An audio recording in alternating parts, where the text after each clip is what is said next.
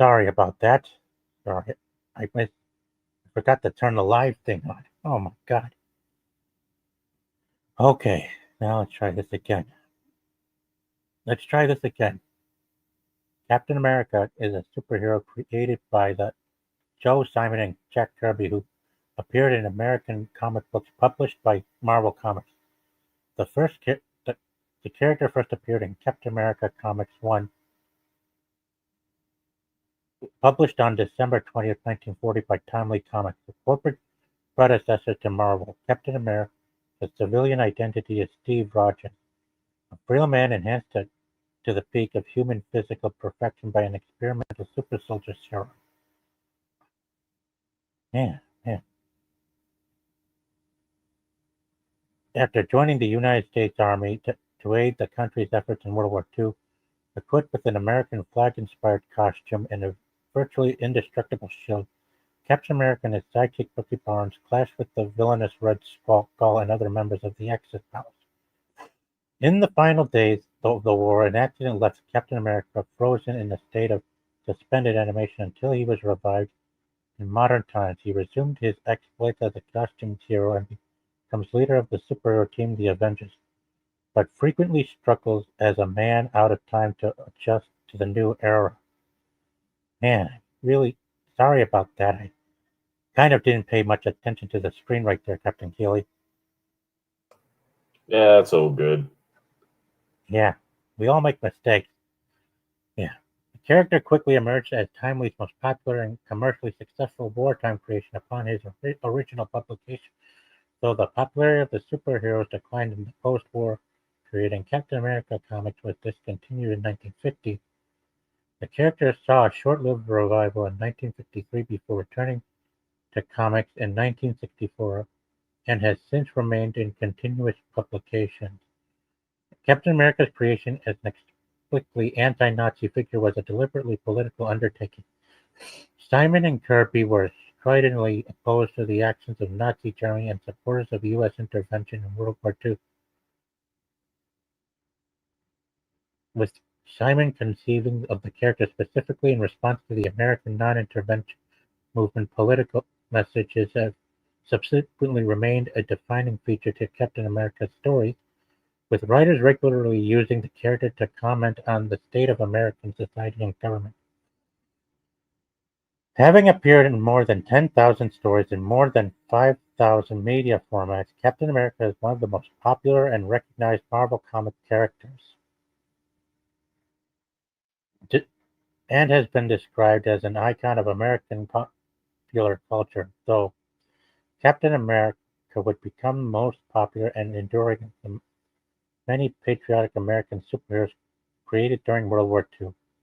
Captain America was the first Marvel character to appear in a medium outside of comic books. In 1944 serial film Captain America, the character has subsequently appeared in a variety of films and other media, including the Marvel Cinematic Universe, where he was portrayed by actor Chris Evans from the character's first appearance, Captain America, the First Avenger, and his final appearance, Avengers Endgame. Wow, quite a lot. And now let's head back to where we were last. Now, let's go over this video again one more time so we can catch up from lost time. Yeah. Here we go.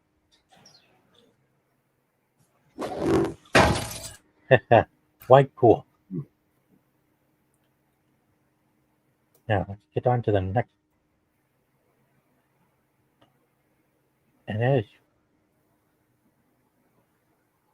And now we come to the first Avengers arch nemesis, as you know, the Red Skull, aka Johann Schmidt, who, as you see here, is the leader of Hydra, and behind him are his Hydra thugs, as you've seen from the first Captain America film from 2011. Now we're going to go on to the page to look them up. Now we're going to hang on. Now we're going to go on to back to Wikipedia to look up the character. And here he is. Red Skull, the main alias of several supervillains appearing in American comic books published by Marvel Comics, created by Franz Caron and Jack Kirby and Joe Simon. The character first appeared in Captain America Comics #1, released in March of 1941, in which his secret identity is revealed to be George Maxson. It would later be retroactively established that Maxson was merely a decoy who was working for the real Red Skull, Johann Schmidt. Other individuals, including Albert Malik and Schmidt's own daughter, Cynthia, have also adopted the Red Skull persona. Yeah. In his comic book appearances, Red Skull is depicted as a Nazi agent and protege of Hitler during World War II, although he initially only wears a mask to give his face that appearance of a Red Skull. Schmidt suffers a horrific disfigurement decades later that causes his face to match his namesake, much like you see over here. Now, Red Skull has endured as the archenemy of superhero Captain America. The Red Skull has been adapted in various media incarnations. Scott Pullen portrayed him in 1990 direct-to-video film Captain America 1990, which is 21 years before the reboot in 2011, where he was played by Hugo Weaving, and then replaced by Roz Marquand in Infinity War and Endgame. He was also voiced by people like Peter Cullen, Steve Bloom, Leo O'Brien, and others. Yeah. The original Red Skull was in, well, let's go to the Golden Age. Hang on. I think we can continue this on a different page. Just a little clumsy tonight. Hang on. Here we are. Let me get this up.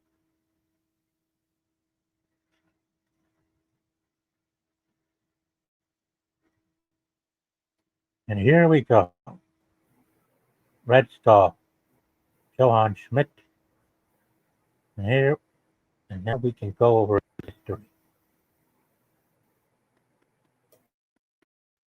Johann Schmidt, in his early art, the Red Skull, was the son of a coarse, drunken German villager named Hermann Schmidt, and his reportedly saintly, long-suffering wife, Martha, who for years endured abuse and beating from her husband.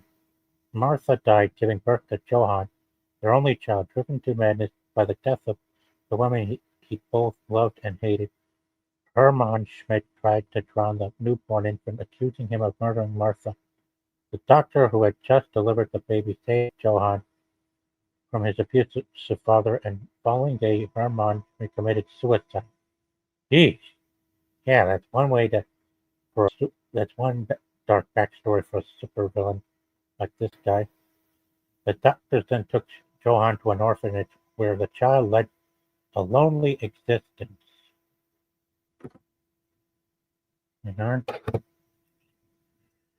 Johann ran away from the orphanage when he was 7 years old and lived on the streets as a beggar and a thief. As he grew older, he worked at various menial jobs, but spent most of his time in prison for crimes ranging from vagrancy to theft.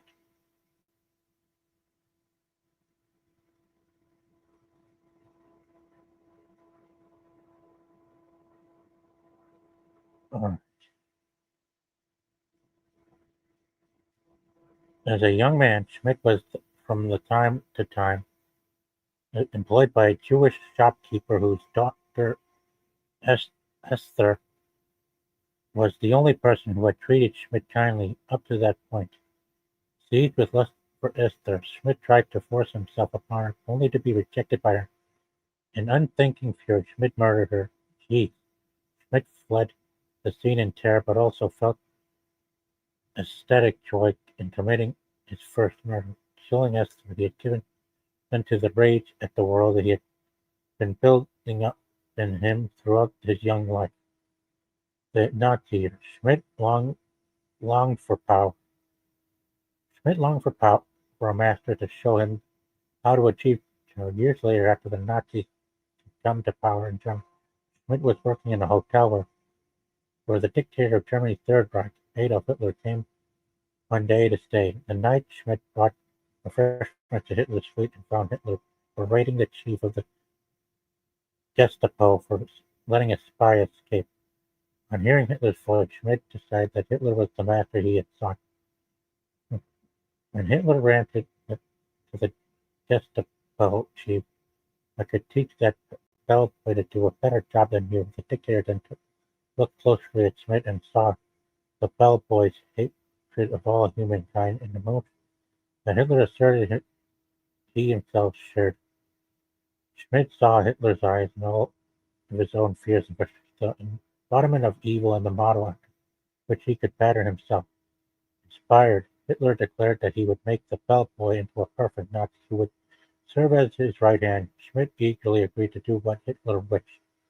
To carry out Hitler's orders, his subordinates initially attempted to train Schmidt to become the perfect German soldier wearing an ordinary SS uniform. Enraged, for he wanted to turn Schmidt into something entirely different, Hitler personally took over Schmidt's training. Hitler gave Schmidt a lifelike Red Skull-like head mask and named him Red Skull. But the Red Skull was actually only to Hitler himself. The Skull undertook various missions from Hitler, most of which involved the Skull specifically the spreading of terror. In the 1940s, before U.S. entered World War II, the Red Skull was particularly involved with subversive activities in the United States. The United States government created a costume persona of Captain America so that there would be a costume counterpart to the Red Skull. It was in the United States before America officially entered World War II that the Red Skull had its first conflict with Steve Rogers, the original Captain America, the man who became his principal and personal nemesis. In Europe during World War, the Skull took personal command of many military actions and personally supervised the takeovers and looting of many cities and towns in various states. The Skull ordered and supervised the eradication of the entire population of such communities. Red Skull also organized a wolf pack of submarines which preyed upon shipping across the world, often under the Red Skull's personal command.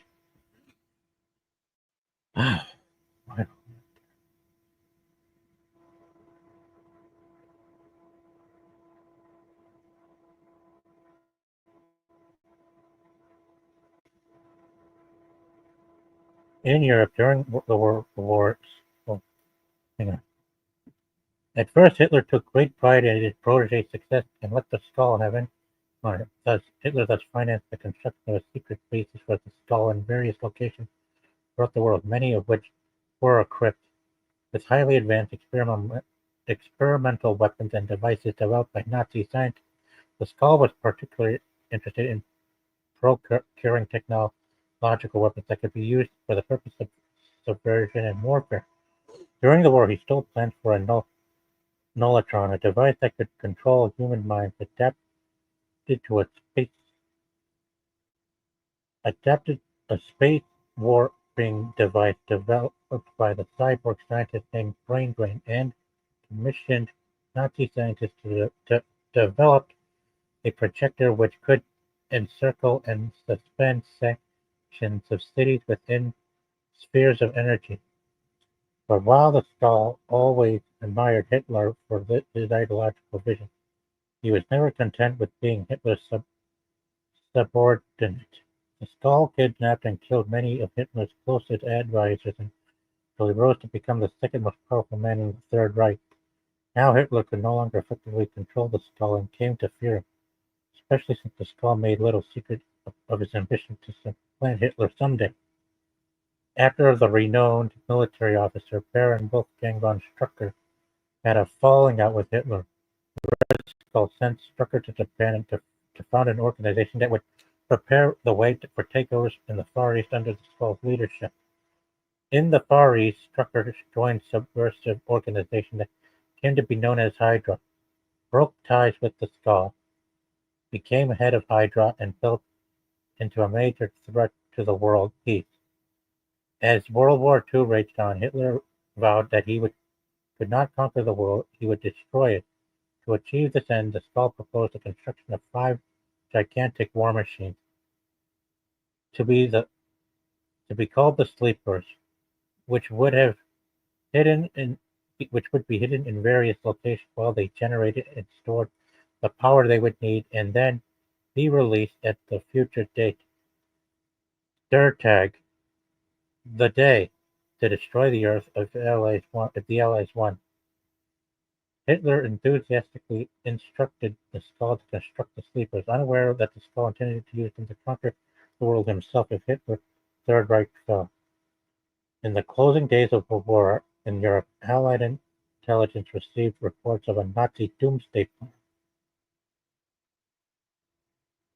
codenamed "Durtag", to be implemented after Hitler's defeat. However, the Allies had no idea what the plan entailed.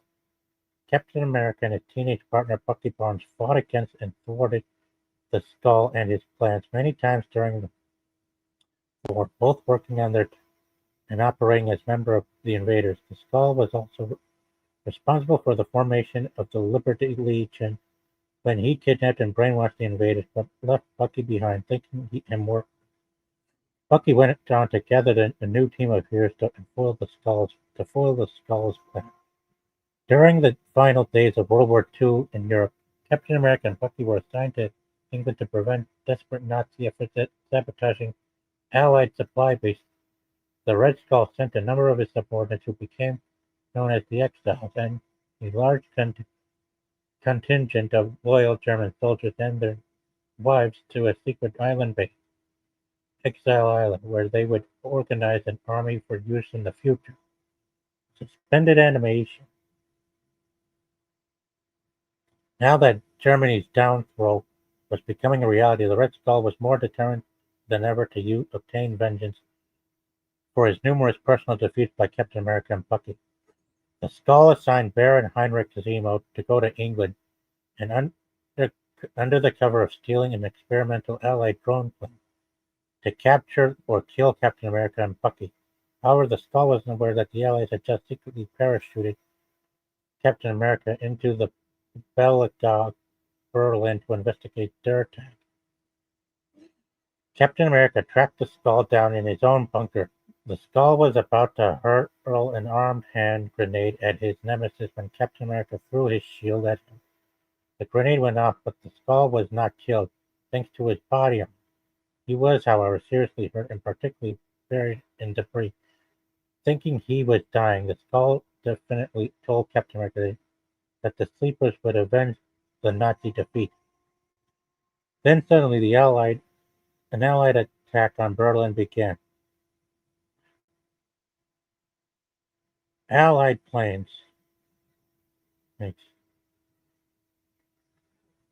An Allied plane dropped a huge blockbuster bomb on the bunker, causing it a cave-in that Captain America barely escaped. Captain America was picked up by the Allies and returned to England, only to fall into Zemo's trap, which led to Captain America's falling into suspended animation for decades.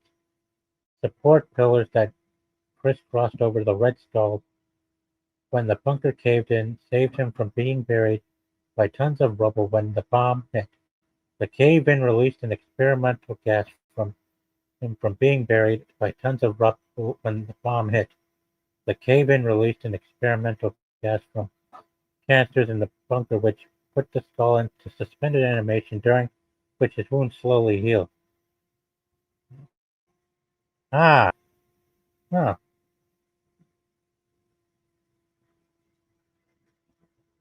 oh, oh, it looks like we got company. You don't mind if I bring him aboard, do you? Yeah, you can bring anyone on board. I don't really care.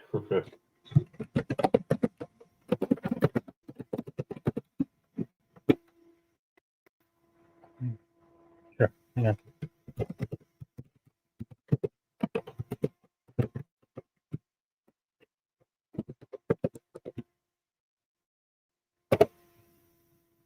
Okay. Yeah, I could use some more company too. Let's continue while we wait. The communist Red Skull versus the Nazi Red Skull. Huh. In the early 1950s, with the original Red Skull assumed to be dead, actually lay buried beneath ground and suspended animation, Albert Malik, the communist leader of an Algerian-based spy ring, assumed the identity of the Red Skull. However, Merrick never stated himself to be the Nazi mastermind, but a separate, specifically communist-inspired villain, as shown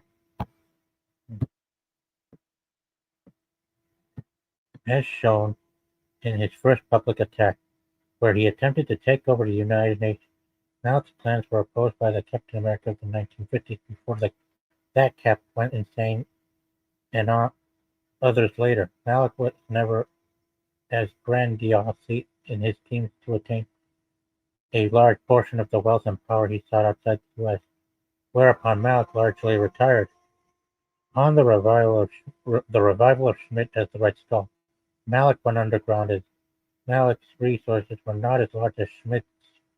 Malik had no desire to wage a war on the right to be the Red Skull at this point, but Schmidt made it one of his long-term goals to kill Malik for what Schmidt saw as infringement of his Red Skull identity.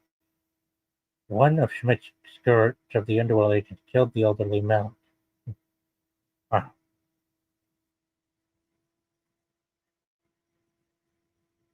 Okay. Said he's on a walk. He'll be with us soon. Alright. Then, some years ago, the original Red Skull was found by a search team sent by a subversive organization called Them, which was actually the ruling council of Hydra, headed by Baron Strucker. Strucker carefully concealed his identity from the Skull after the latter was revived. By this time, the first three sleepers had already been destroyed by the original Captain America, who had emerged from his own state of suspended animation earlier. The Skull agreed to cooperate with them, and did so just long enough to steal the Cosmic Cube from AIM, which was then one of them's subsidiary organizations.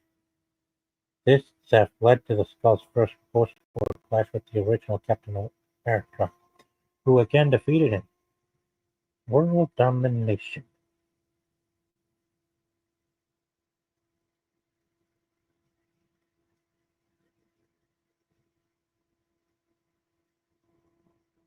Believing that with Hitler's death he himself should now rule the world, the Red Skull made repeated attempts at world domination in his various attacks on the world peace.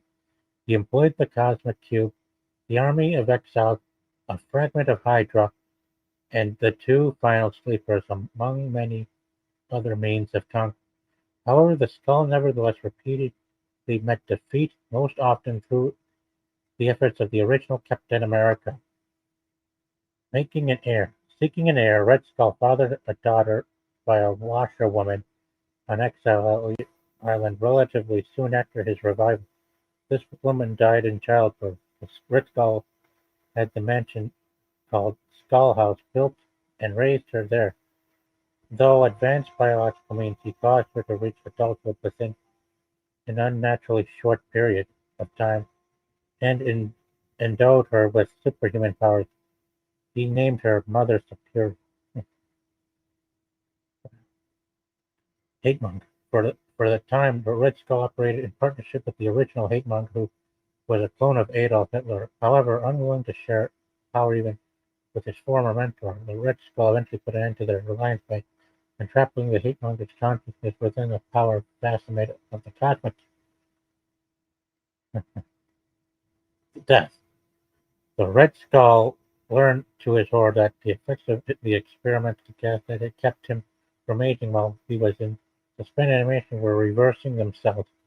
As a result, he aged at an unnatural rate of speed until his physical age matched his chronicle one, making him so elderly that he would soon die of old age.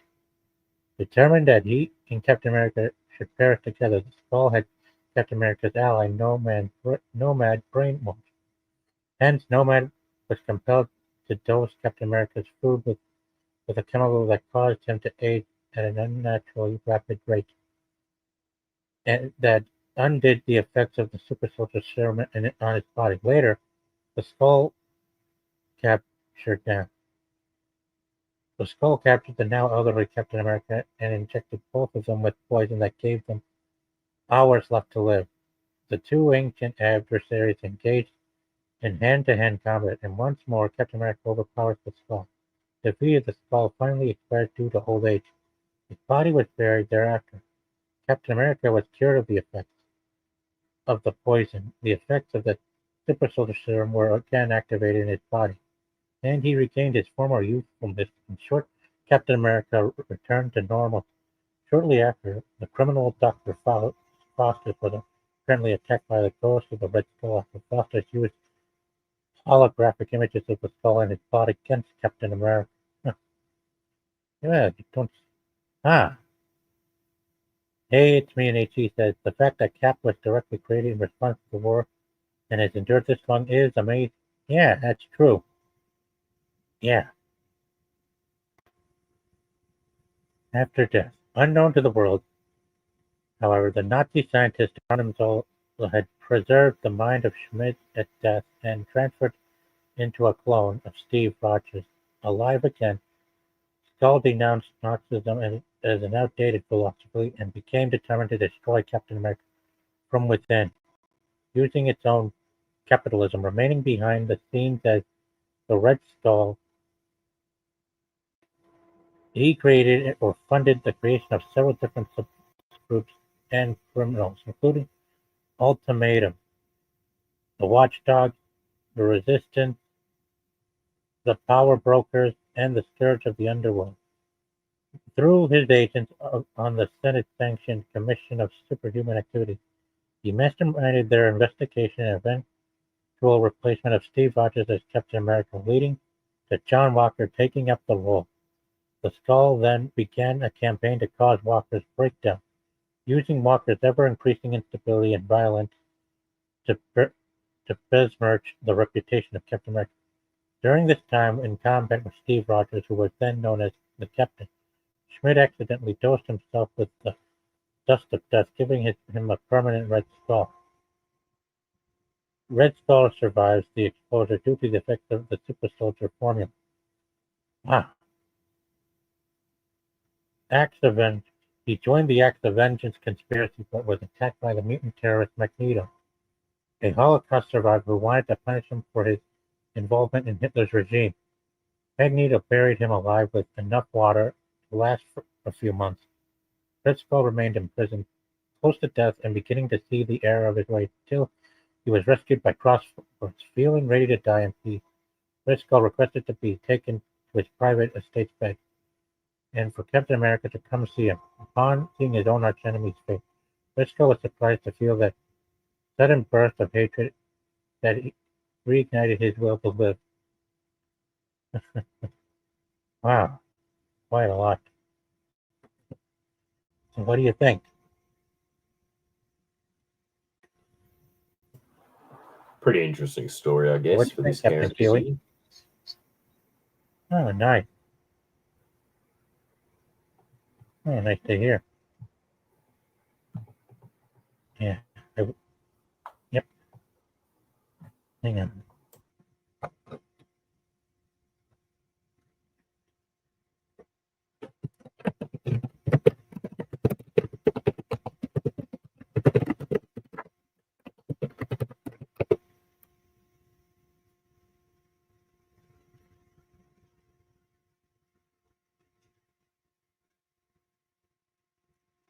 Okay, let's continue. Streets of Poison. Red Skull proposed an alliance with the Kingpin to bring a new designer drug to New York, but Kingpin refused to ally with the Nazi, and the two engaged in a drug war. The Kingpin then defeated the Red Skull in hand-to-hand combat, sparing his life on the condition he never come near his territory again. Now, more criminal. Red Skull's tenure in Washington came to an end when he was captured by Hauptmann Deutschland and taken to Germany to stand trial for his crimes against humanity. stemming from his days as an agent of the Third Reich. Red Skull narrowly escaped and was rescued by Arnim Zola and forced to fake his death and go into hiding in a Rocky Mountain compound. He recruited Viper and a move that alienated his minions and was further rock bottom when his chief henchman Crossbones kidnapped Captain America's girlfriend Diamond, resulting in Captain America finding Red Skull's new lair. Red Skull fired Crossbones and went into hiding, while Viper, using funds she applied from Red Skull as part of a scheme to use television across America to blind their TV viewers, was defeated by Captain America. Yeah. Hmm. Ah. Whoa. That Magneto Red Skull comic moment is legendary. Yeah. Magneto was a Jew from Poland, from the X-Men comics, and a Holocaust survivor. Ah, hello, JWD. Nice of you to come along. Oh, zoom the screen. Oh, how do you do? How do you do it? Oh, wait, like this? Wow, oh boy. Hang on. Let's get back to reading. Hang on. Let me share something. Wow, quite a lot.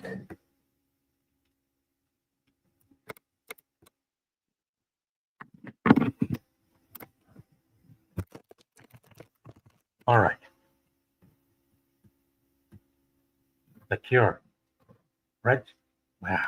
Yeah, this is quite a lot.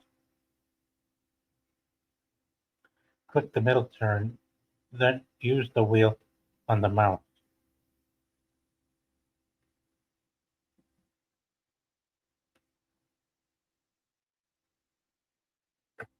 Kind of like this. Okay.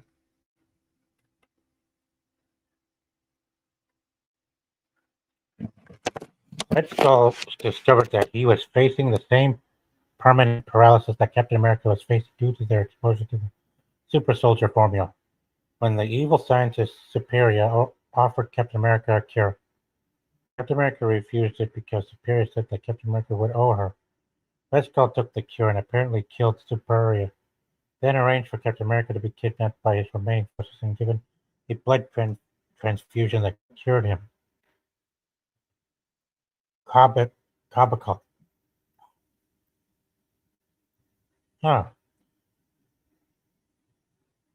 Ah, of course.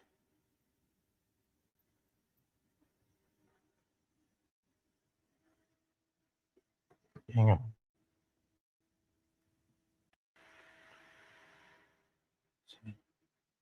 Captain America's recovery sagged into a reluctant team with the Red Skull. Team up with the Red Skull. A Nazi cult that worshipped Hitler as a god that had discovered a cosmic cube that contained Hitler's consciousness, put there by Red Skull himself. The two tried to stop the cult from fully powering the Hitler cube, but Red Skull opted instead to send Captain America against his will into the cube to kill Hitler, imprisoning Captain America in the cube. He used his power to conquer humanity. Captain America escaped and used his shield to sever one of Red Skull's arms, causing him to drop the cube. The cube became unstable and destroyed the Red Skull. Wow, that's quite a lot. As a massive Cap fan, I'm ashamed to say that I've never read any of his Golden Age. Yeah, I hear you. That was way back in the 40s. 80 years. That was 80 years ago. 80 plus years ago that Captain America's been around.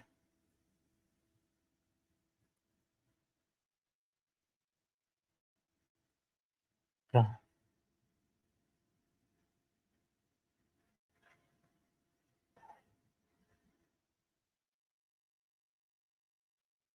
Hang on.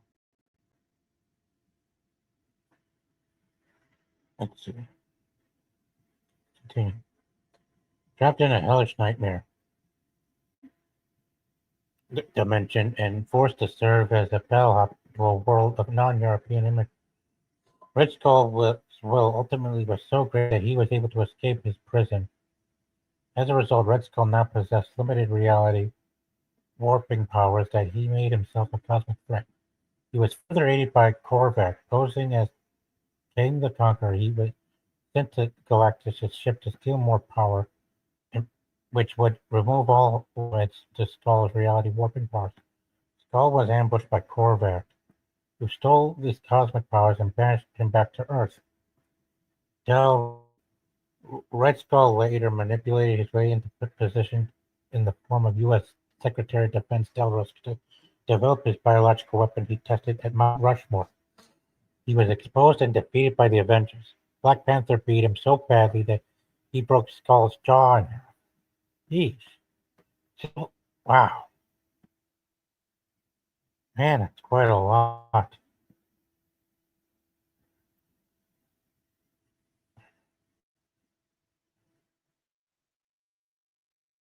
Civil War. Red Skull was assassinated by the mysterious Winter Soldier under orders from Alexander Lucken, who wanted to possess the new cosmic cube so that Skull had manufactured when the Skull was shot. He attempted to use the cube to switch bodies with Larkin to survive, but as the cube was still weak, he only managed to transfer his mind into Larkin's body so that the two enemies are trapped together, waging a constant war for dominance, which the Skull seemed to be progressively winning. During a plot to lure Captain America, Red Skull Larkin recruited several German skinheads and made them the successors to the Masterman. He then had these soldiers, dubbed as Master Race, launch an attack on London, which was thwarted by Captain America's Spitfire and Union Jack. Then Red Skull Lucken activated a Sleeper, a robot programmed for mass destruction that was presumably created by Doctor Doom. The robot damaged a significant portion of the New London Coroner's headquarters and was ultimately destroyed by Captain America and Bucky. In the aftermath, Red Skull sent a videotape announcing to the world his return, followed by Lucan holding a press conference condemning the actions of both Red Skull and Captain America and supporting the Superhero Registration Act. Then in his office, Red Skull introduced Lucan to his old new associates, Crossbones and Sin. With Captain America's superheroes divided over the SRA during the Superhero Civil War, the Skull manipulated events to his own ends with the aid of Dr. Faustus, Dr. Doom, and Arnim Zola. His plans involved the reunion of Captain America and his former lover, Sharon Carter, who was being manipulated by Faustus. Well, what do you think of that?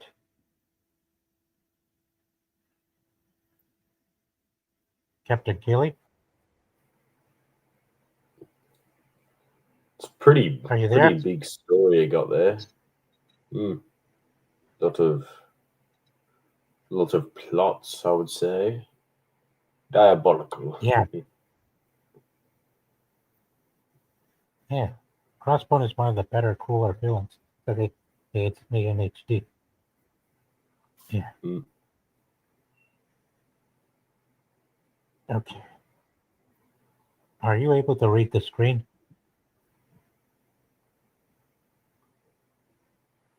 Well, I'm able to read the screen. All right. I'll continue. Fallen Sun: The Death of Captain America.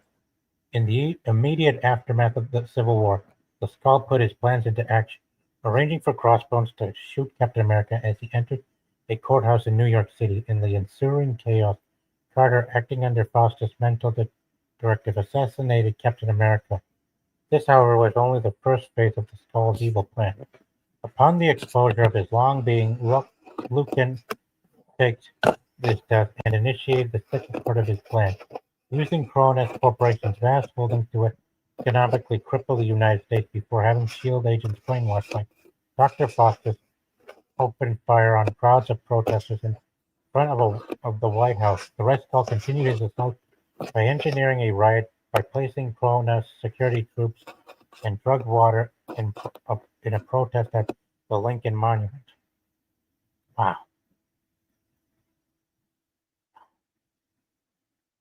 All of this had apparently been to elevate Gordon Wright, his puppet politician, in the public's eye with being credited as resolving the situation, as well as surviving a staged attack by the Serpent Squad. Once elected, Wright would lead the country directly into a police state secretly controlled by the Red Skull. The Skull also planned to transfer his consciousness into Sharon's unborn child, apparently sired by Steve Rogers himself, and potentially having inherited his Project Rebirth enhancements. Both schemes failed because of the impatience and incompetence of the Skull's daughter. Her near-fatal attack on Sharon Carter caused her to lose the baby. Oh boy. And she intentionally botched her pseudo assassination of Gordon Wright by attempting to kill him for real. Jeez. And as Faustus surreptitiously tampered with Sharon's programming, she was able to rebel and shoot Lurkin to death before escaping. Wow, that's quite dark. Man, that's quite dark there.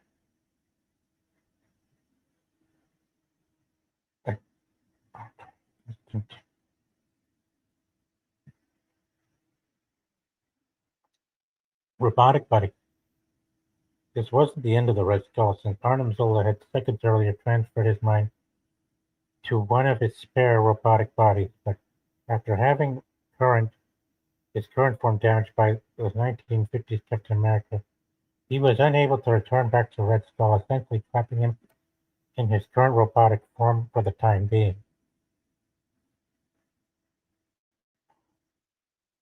Captain America Reborn.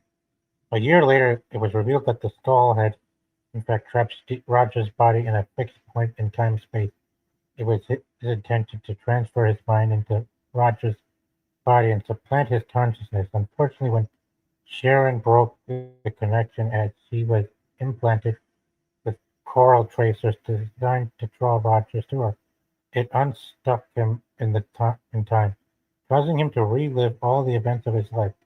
Norman Osborn, current director of Hammer, learned that from Zola and managed to transfer him to another body.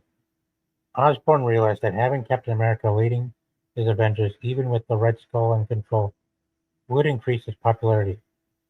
He released both correspondents in to retrieve them, traveling to Ledbetter, where Zola and Doctor Doom, who had provided the Skull with the equipment necessary for his plans, were headquartered. The Skull managed to take control of his arch enemy's body.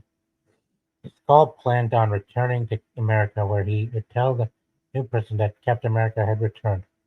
He also intended to play along with Osborn's plan for the moment. But first, he intended on defeating the Underground Avengers, who were tailing him. A fight broke out at Washington Monument, both in the physical and mental world. In the latter, Rogers had managed to break through the illusion that he was supplanted in his consciousness. Both he and Bucky fought against the Skull. But when the latter had the Skull Rogers at his mercy, he couldn't bring himself to kill his old friend. The Skull took advantage of this and prepared to kill Bucky. Luckily, Rogers managed to overcome the Skull's mental control. After the Skull returned to his mechanical body, Sharon struck him with a device to prevent his escape. Not knowing it would enlarge his size, Schmidt battled the Avengers and died a final death due to its combined efforts of Sharon and both Captain America's. Wow. Post-AVX, one of the Red Skull's backup clones was awakened following the Avengers vs.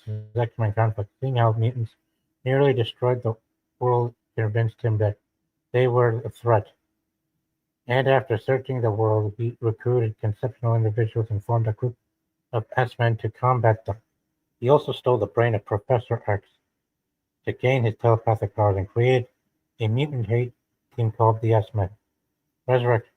He was reborn with when his host was risen from the dead by Celine. Wow, that is quite a lot. Oh, hi, welcome, Dragons. Hi, thanks for coming on. Hey, glad to be here. What did I miss? Sorry, I just got off of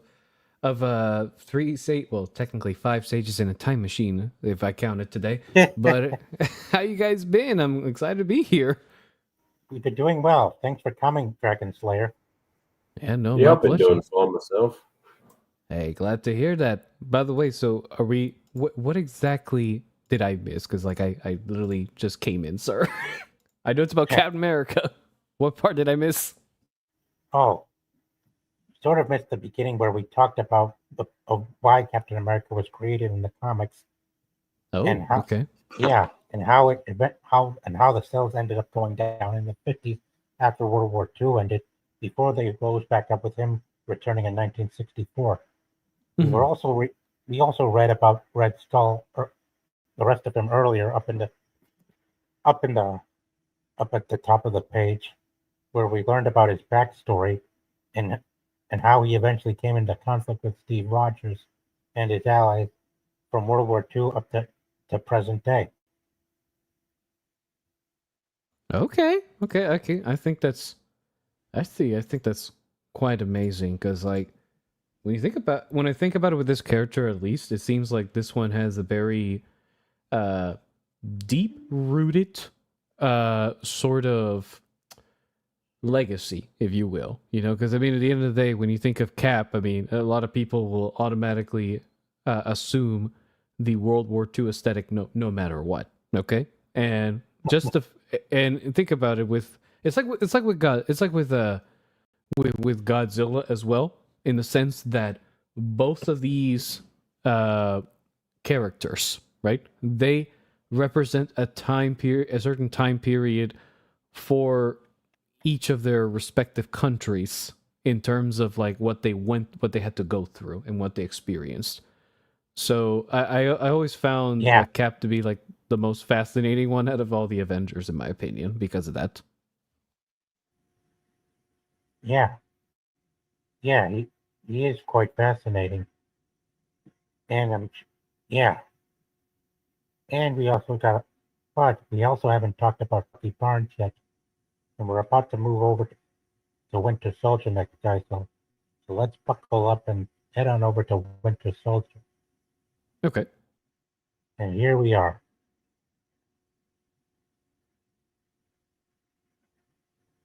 James Barnes. I see he's got another alias now called Revolution. James Bucky Barnes is an American soldier turned Soviet spy and assassin. He was recruited to the U.S. Army after being a ward of the state. He fought alongside his best friend, Captain America, the Sentinel of Liberty, and the invaders, and together they helped their allies win the war. He was believed to be dead near the end of the war, only to have been found and brainwashed by the Soviets led by Karpov, who made him the Winter Soldier. He was sent on clandestine missions and committed some of the worst assassinations. Over the next 50 years, his memory was returned to him decades later, and he became the new Captain America after Steve Rogers was seemingly murdered and also joined the Avengers. When Steve returned, he took up the identity of Winter Soldier once again. So, feel free to tell us what you guys know about Winter Soldier. I mean, honestly, my knowledge of a Winter Soldier is quite limited, unfortunately, in the sense that like I mostly know him from the story of like the Captain America movie by Marvel and the Civil War movie itself. But it seems so far, surprisingly enough, seems they stuck around with at least the original concept for as much as they could. Though I feel like somewhere along the line, it may have gone off the rails when Marvel started doing its new faces after Infinity War. Sorry, Yeah, after Endgame, I should say. yeah, that is true. But also, if you've seen the Earth's Mightiest Heroes cartoon, Bucky was also one that took Fury's eye out, which would have been a Mhm. better explanation for how he lost his eye in the cinematic universe rather than having it poked out by a cat. Wait, no way, it was a fucking cat. No. Seriously? They did it with a cat this time. Sorry, I didn't watch like the Well, in the Captain Marvel. Oh, see, that's why. Yeah, I never. I'll be honest with you. Like Captain Marvel, the movie, that was one of those where like I kind of checked out. You know, it's just it was just one of those. I just couldn't stand Captain Marvel. She felt Yeah. like so unlikable. Let's put it that way. Yeah. Okay. Looks like HMHD is ready to join us. Okay. Can I get him on board? I need to get him on board to join us. All right.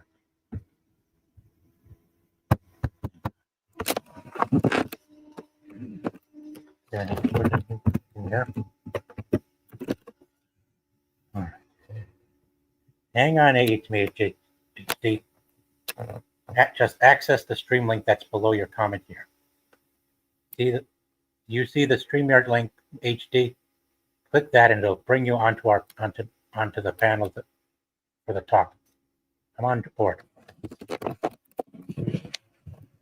I'll be right back, guys. I gotta get a drink of water. My throat is getting dried out. Hmm?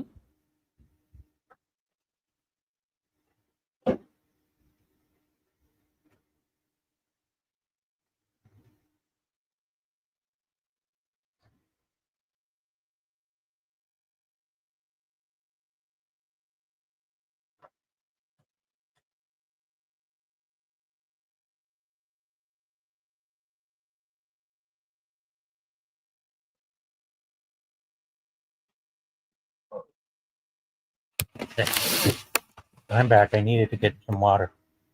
Shall we continue then, guys? Sure. Would you like me to narrate this first paragraph? Oh, thank you. That would be nice Yeah. of you, Jargon Chamber. Yeah. Actually, I can probably narrate the early life section. Okay. Let me make sure I'm reading this right. All right. James Buchanan Bucky Barnes was born in 1925. In 1935, he tragically lost both of his parents early in his life.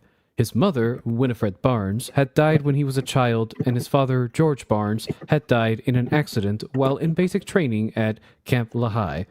Barnes was separated from his younger sister, Rebecca Barnes, who was sent to boarding school while he persuaded officials into letting him remain at Camp Lehigh as a ward of the state, due to sharing his father's love of the armed forces. He was eventually considered the camp mascot. During World War II, Barnes set up a profitable endeavor providing soldiers with various non-requisition supplies in 1940. He traveled to England and soon began to receive select assignments as a special military operative, having received hand-to-hand combat training with British commandos under the tutelage of William Ezard Fairbairn and Colonel Rex Applegate. I just need to scroll down a little bit. Oh, sure thing. Yep. After his training with military combat instructors, Barnes met and befriended Steve Rogers, who had recently become the U.S. government operative, Captain America. He was assigned to accompany Rogers, but was initially unaware of the true nature of his work. One night, Barnes happened into Rogers' tent just as he was changing to his masked identity. Sworn to secrecy, Barnes joined Captain America on his first mission against the Red Skull, freeing many Nazi prisoners. For several months afterward, Barnes underwent an intensive training program under Captain America's tutelage when... I need to scroll down now. When he finished, Barnes received his own costumed identity as Bucky and was designated as a counterexample to the Hitler Youth. Although he was able to work with his mentor for most of his missions, James was trained to carry out missions the government officials did not want Captain America to be openly involved in. He was cynical and slightly dubious of the idealistic Steve Rogers, but they soon became the closest of friends. Well, okay. That's one way of introducing your anti-hero. Yeah, start. Feel free to continue. Oh, okay, sure. As Bucky. All right. When Captain America entered World War II after the bombing of Pearl Harbor in December 1941, Captain America and Bucky abandoned their military identities for most of the war to devote their full energies to serving as costumed freedom fighters. They soon found themselves allied with the Submariner, the original Human Torch, and his young mutant partner, Toro, in a team that Winston Churchill dubbed the Invaders. Bucky served Captain America and the Invaders capably and faithfully, leaving the team only temporarily in 1942 to organize and lead his own team of teenage soldiers, the Kid Commandos. Once to rescue the invaders from Red Skull, Bucky assembled a team of costume superhumans who operated on the home front, a group that would remain together until the end of the war and was known as the Liberty Legion. He also worked with another group of teenagers, the Young Allies.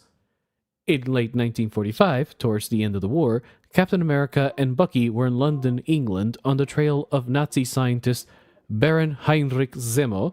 They discovered Zemo in the process of stealing an experimental drone plane built by the Allies. In the ensuing battle with Zemo's powerful humanoid robot, both Captain America and Bucky were rendered unconscious and strapped to the drone plane to be delivered to Hitler in Berlin. I need to scroll more.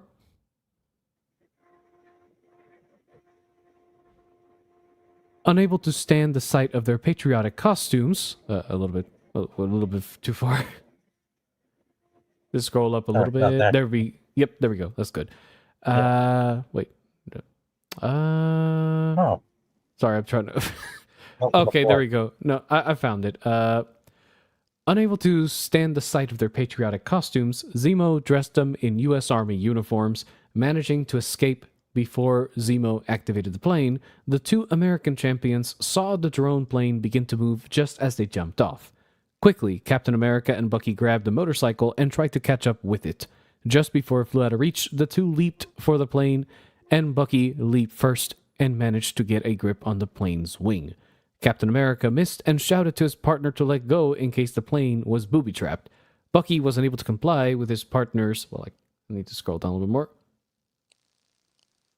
With his partner's commands because his uniform sleeve snagged onto the cockpit of the plane. The plane exploded, seemingly killing Bucky instantly, and Captain America plunged into the English Channel to undergo the process of suspended animation, but Bucky's remains were never recovered, strengthening the belief that he was killed in action.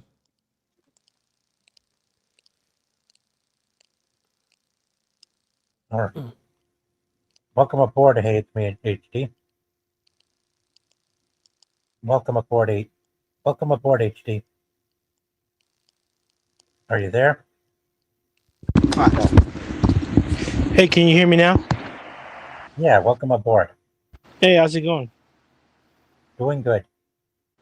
Feel free to take over from here, HD. Oh no, yeah, cause I was hearing that you guys were talking about Bucky. So Bucky is. I don't know if you guys are familiar with how Grant Morrison handles characters, but if you ever read any of the Grant Morrison like Batman run, or like he's had several runs, he was always good at taking characters that were either small mentioned or really weren't used that much, and was able to bring them back and build something new, or keep them going. So that's what makes Bucky cool, because really up until I believe it was Ed I always get confused, but I think it was Ed Brubaker when he did the whole Winter Soldier thing. He hadn't really been used in all that time, and that whole run was really before what we know as the modern internet. So you can't understate how cool it was, like reading that stuff, and like the whole, like basically like in the movie. If you guys seen the Winter Soldier, the whole buildup of he's the Winter Soldier, and then Cap finds out that it's actually Bucky, and all that stuff was really cool at the time. And then that's what built up, because like right now that we have the new Captain America movie, which I still think is the wrong move to give the mantle to Falcon, because when the whole death of Captain America thing, and then Bucky took over, that was a whole cool run that they did. But it's just something that the MCU is not willing to do, I guess.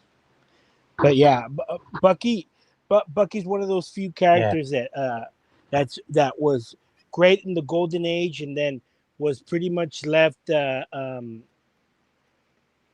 unused for a long time till they decided to bring him back and do that whole run. And like I said, man, you just can't underestimate going to your LCS and picking that up month to month and just going through the whole issue, the whole winter, which I think it's Winter Soldier arc leads into the death of Captain America, and that leads into the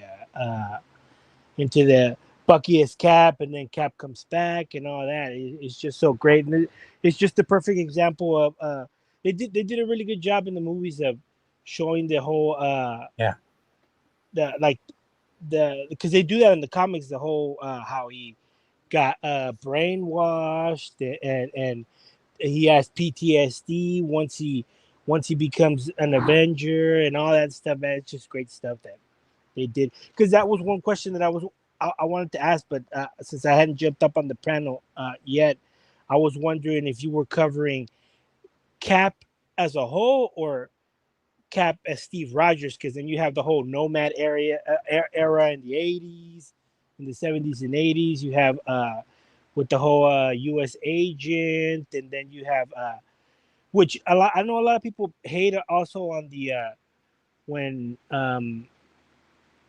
the Falcon becomes Cap, but in the comics it wasn't all that bad. It's just when they started to more go in line with the whole what the you know the catchphrases, the whole identity politics spiel and all that. That's when it started to go downhill. But the initial run of Falcon as Cap wasn't that bad in the comics, in my opinion. But people just it's a lot of what I want to say. It's a lot of bandwagon opinions, like people that didn't really read or didn't really watch. Like you were saying, like Dragon Slayer said it best. Like he's not too familiar because he didn't watch this, but you'll have a lot of people that say, "Oh no, it wasn't good," or "No, it was really bad." Or really, people that never even either read the stuff or watched the stuff that like to have an opinion. But if you actually go and read a lot of that stuff, it's actually pretty good. Because I know I'll give you a perfect example. You went right now when you were going through the synopsis of Cap, you got to the era of the Avengers versus X-Men, and then the whole Uncanny Avengers era. And a lot of people talk trash on that era now, but I remember at the time when people were reading it, people were loving it. It was selling pretty good. People were giving it good reviews, but now we go back and people just like to go with the popular opinion of no, that stuff wasn't good, but it actually was.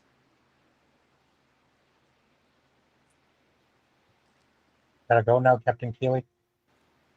He's Captain Keeley. Captain Keeley. Yeah, thanks for having me, lads. But yeah, I've got to bounce now. So yeah, it was pretty fun talking with all you. Nice to meet two new people that I haven't talked to before, and yeah, liked it. Cheers. Yeah, it's getting a little bit late for me too. Sorry about that. But no, I want to say, man, thank you so much for having me on. I really appreciate it. Okay. Have a good one, man. All right. Now let's continue. As the Winter Soldier, Bucky, however, was very much alive. When he failed to disarm the plane in time, he had leaped off the plane but did not escape completely unscratched. The explosion had claimed his entire left arm. He then plunged into the icy waters, only to undergo the same process his mentor had after the war had ended. A Russian submarine, hoping to recover and capture the missing Captain America, instead found the preserved body of Bucky. After being retrieved and examined for any traces of super soldier strength, his body was placed in cryostasis. Winter Soldier was used to conduct many strategic assassinations across the world and would sometimes stay in one nation for extended periods. One of his targets was Idzu, the wife of wartime ally Logan, who he killed in 1946 under orders from an unknown source. In 1954, he was revived and outfitted with a replacement bionic arm which had been made after a Soviet spy had recovered schematics for cybernetic appendage. The arm was to be replaced by a newer and more advanced one every time there was an improvement in their technology. While he had no memory of his past, Barnes still had considerably physical skill. He was indoctrinated to hate the West and was provided with mental implants during sensory deprivation, molding him into the perfect assassin. Red Room. It was during the period that he met Natasha Romanoff, who was part of the Black Widow Ops program. He helped train her in combat while she was undergoing espionage training at the Red Room Academy, where he also handled the unsuccessful Wolf Spider Ops program. They fell in love, and James often snuck into her sleeping quarters to be with her. Natasha was, although Natasha was promised to Alexei Shostakov, she loved James more. This relationship did not last, however. After an incident during an assassination, Barnes was deemed unstable and put into cryostasis whenever he wasn't needed for a mission. In November of 1963, he became the second gunman who shot JFK. In 1966, he was designated to catch two Nazi scientists, Peter and Malahit, creators of alchemy formula, but he remembered his own identity during a fight against Crane, a Hydra agent who engaged in their recovery. With the help of S.H.I.E.L.D. agent Rand Shen, he tried to help Mila escape before Fury accidentally killed her. Recovered by the Russians, Winter Soldier received additional brainwashing in order to avoid similar incidents. However, after one mission in 1973, Barnes did not report back on time. He was tracked on a flop house in New York City where, coincidentally, his former teammate Namor was also sleeping. As both men had amnesia, neither man recognized the other. In 1983, he was assigned to accompany Valery Karpov, an elderly general that had served in World War II as a bodyguard. He maintained the position until the general's death 5 years later. In 1988, Barnes had demonstrated mental instability in some of his later missions and was placed into stasis at one of Karpov's storage facilities, which had been inherited by his protege, General Alexander Lukin. Following the USSR's collapse, Lukin went rogue and established the Kronos Oil Corporation. Already in the 21st century, the Winter Soldier was dispatched to Syncog alongside with Alexei to try and learn more about the country's mysterious energy source known as the Dragon Breath. While there, they saved the lives of Reed Richards and Ben Grimm. Wow, quite a lot. Are you able to read this? What was that? Are you able to help? Are you able to read? Not right now. Let me Okay. see. Yeah, it's. I left my glasses downstairs. I can't really see that well, but I had a question for you. Have you read any of of any of those arcs? The whole the Winter Soldier Um, arc and the Death of Captain America and all that. I haven't read the comics, but I've seen the shows and the movies. Didn't understand that. Oh, you should totally read it, dude. It's a great. Like I said, even I consider it a 3 arc. I don't know if I'm correct on that because it's been years since I've even read or owned those comics. But The whole lead up into, I believe it starts out with the whole Winter Soldier arc, then leading into the trial. I think it's the trial. See, I'm even remembering now. I think it's the trial of Captain America, then the death of Captain America, and then it leads into his whole run Bucky as Cap, which was really cool because I really liked the outfit that he had, the shield and the whole gun thing. So if you get a chance, man, you should try and find the trade. I don't know if there's an omnibus, but you should try and find the trades. It's a really good it's a really good run. Like I told you earlier, or I think I wrote it in a comment. I consider that's like the last great era of comics because I think it was around the same time of let me look it up real quick. I think it was around the same time as the whole Civil War era, like a little bit pre 2010. So all that stuff was like peak, along with like Daredevil, the whole Daredevil run, all that stuff with Bendis and Brubaker and stuff. All that stuff was like great reads up until you get to your 2010-11 where they went completely. They started going down what we have now, which is basically garbage. Yeah, I hear you there. Yep. Jackson there is sharing our stream. It's really good. And great to see Jackson come through for us on X. Now, let's continue. Starting with Reunion. In order to seize the Red Skull's new cosmic cube, General Lucan reactivated Barnes to assassinate Red Skull. Although neither of them realized the Red Skull had simultaneously transferred his consciousness into Lucan's body. After assassinating the adventurer, Nomad, and framing him for Red Skull's assassination, Barnes detonated a firebomb in Philadelphia, which claimed many victims. Their deaths helped power the cosmic cube, but Lucan, who had been disturbed by the cube's effects, gave it to Barnes to store in a nuclear safe vault in West Virginia. During the investigations by Fury and S.H.I.E.L.D., Captain America discovered the true identity of Lucan's assassination. Winter Soldier and confronted him at the vault. The two engaged in combat until Rogers gained possession of the cube and used his powers to restore Barnes' lost memory.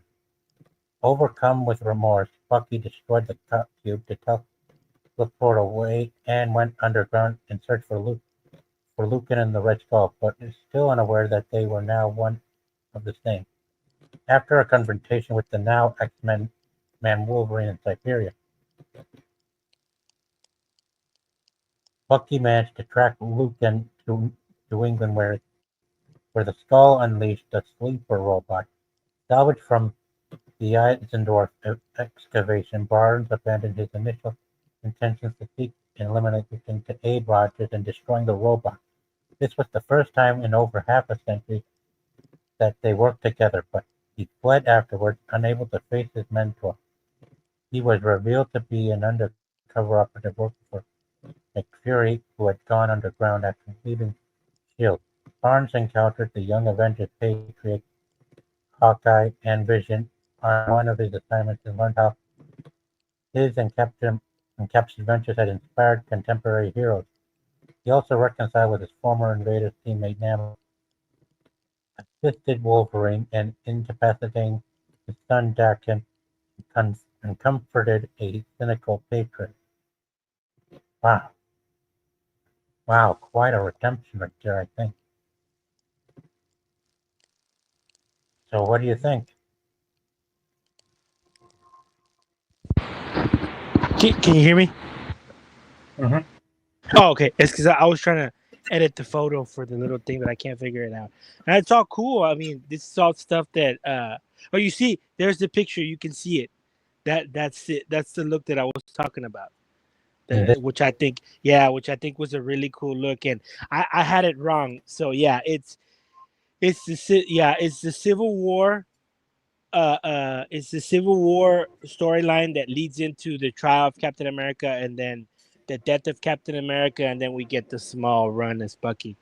Uh, I think it's cool, man. I mean, everything you're reading, that's what I remember reading at the time. I remember having a great time. Uh, I remember having a great time reading that and remembering all that. And I've always been, like I told you before, I've always been into anything Cap since the 70s up until the Uncanny Avengers era, because I don't remember if that's before he lost the super soldier serum or it's after. But I guess we'll get to it when you continue reading. But yeah, what you've been covering so far, bro, it's been bringing back a lot of cool memories, because that was a real cool time for comics before they started kind of going downhill. Because I believe this was a little bit before. I know it's DC, but it's all related. I think this was a little bit before the New 52 when they did the whole shift. Because I think this comic, the Death of Captain America, was like 2008-9, and then we had a small run of Bucky as Cap. I don't if I don't want to lie. Uh, I'll just be honest and say I don't really remember, but I don't remember it being that long of a run when Bucky was Cap. It was a bit of a short run, and then they brought back Captain America. But you know the old adage, no comic book. It's very rare, but no comic book hero stays dead for long. They always bring him back. So Yeah, of course. Now we go to the death of Captain America. Following Captain America's assassination, Barnes resolved to kill the two men he held responsible, the Red Skull and the current Shield director Tony Stark. He acquired Cap's indestructible shield after defeating Black Widow, his former lover and student, in combat when she was assigned to move it to another location. Barnes then tracked Lucan and eventually confronted him, only to discover his quarry was not a lead, but the Red Skull himself. Eventually captured by the Skull's forces, he resisted brainwashing by Dr. Faustus and was rescued by Falcon with the help of Sharon Carter, who was pretending to still be under Faustus' control. Barnes was then placed into S.H.I.E.L.D. custody but escaped and confronted Tony. He disabled his armor and fought him to a standstill, only to learn his mentor's final request of Stark to rescue Barnes from his descent into violence and insanity, and to pass Captain America's identity to success. Stark felt the best way to honor both his friends' requests was for Barnes to become Captain America. Barnes agreed on the provision that his mind would be cleansed of any remaining mental implants, that he would answer to no one, not even Stark and the Shield. Now, becoming Captain America, now residing in Steve Rogers' Shield safe house, he outfitted himself with an alternative version of Cap's costume built by Tony Stark, and carrying his indestructible shield along with other weapons. Barnes quickly reacted against the efforts by the Red Skull and his accomplices to spread panic. Although effective in battle, he had yet to win the support or respect of either the U.S. government or the general public. A number of citizens and costumed adventurers also disapproved of his current war job, especially Clint Barton. Despite the negative attention Barnes received, he continued to fight terrorism as Captain America and was often aided by Falcon, despite the intentional disapproval of him. Together, the two fought an aimed cell headed by Arnim Zola. Red Skull did not remain quiet for long. He responded to Barnes' meddling by sending the Grand Director, William Burnside, whose mind had been molded by Dr. Faustus to believe he was Steve Rogers, after him. James barely survived the confrontation and was forced by Falcon to retreat. The Grand Director's next course of action came after he escaped from Red Skull's grasp and was becoming mentally unstable. Most of it was hiding and running from detection by AIM and the Red Skull. James was finally reorganized by the U.S. government and the public as a hero after foiling an assassination attempt on both Republican and Democratic candidates for political debates by Sin. The daughter of Red Skull. At the time, he was also at this time he also revisited his relationship with Black Widow, one of his few remaining friends who was consistently faithful to him. It was not long before he became involved in a major conflict such as an invasion by an extraterrestrial Skrulls. I see you got your mask on. Yeah, I managed to. The thing is, sorry to derail your reading. It's asking for very specific files. Like every picture I chose wasn't the right file. This was the only one I was able to. It's the only one I was able to find that's the right file. So I was like, I'll just go with this one. You see, that's funny that you get into this. That's funny you get into this era because I only read Secret Invasion once, which the comic is great, but the show is garbage. I honestly couldn't remember if it was Bucky during that era or Cap, but judging by that picture, because I have that issue, because I just recently bought all the single issues again, because I never got around to buying the trade, so I was like, I'll just buy all the single issues, and judging by that picture, so it was Bucky as Cap during the whole Secret Invasion era, because I think that's like issue 8 or 9. Maybe even 6. So that means he was probably Captain America during the whole era. Yeah. Yeah, of course. Yeah. Which I honestly thought it was Bucky, but I honestly thought it was Steve, but I guess it was Bucky because I'm excited for you to get to. I'm excited for you to get to when Cap returns as Steve returns as Cap, because I don't remember that at all. I don't think I read. I think I had checked out of comics by then, or just wasn't reading too much Marvel then. But that's something that I'm not familiar with at all when he comes back. I don't think I read anything. I don't think I read anything Cap up until I want to say Avengers versus X-Men, maybe. I don't know what other arcs were before then. But continue. I'm curious. Sure. I'm curious to see what's going on. Yeah. Wanting to continue to living his predecessor's legacy, James invited Clint and the new Avengers to his safe house, offering it as their base of operations as well as his own allegiance to their cause. And at the end of the battle that involved the Avengers, the new Avengers and the Invaders, Toro, the former Invader, was revived by James. The Cosmic Cube satisfied his wish to have his friends alive once again. Although he was reformed, there were still a few officials from both America and other foreign nations who had not all forgotten his past as Winter Soldier. Soon he had to face one of the crimes committed as Winter Soldier when he had tried to kill the Chinese scientist Jiang Qin in 1968, after the invaders had already saved him from Imperial Japan in 1942. This one wanted to use the original Human Torch's biological material as a virus to spread worldwide, but Bucky and Namor defeated the man with no face and prevented his project. The Human Torch was buried honorably. Now we come to Captain America Reborn. Perfect. Yeah. Are you able to read this? No, still. Continue. You go ahead and continue. Okay.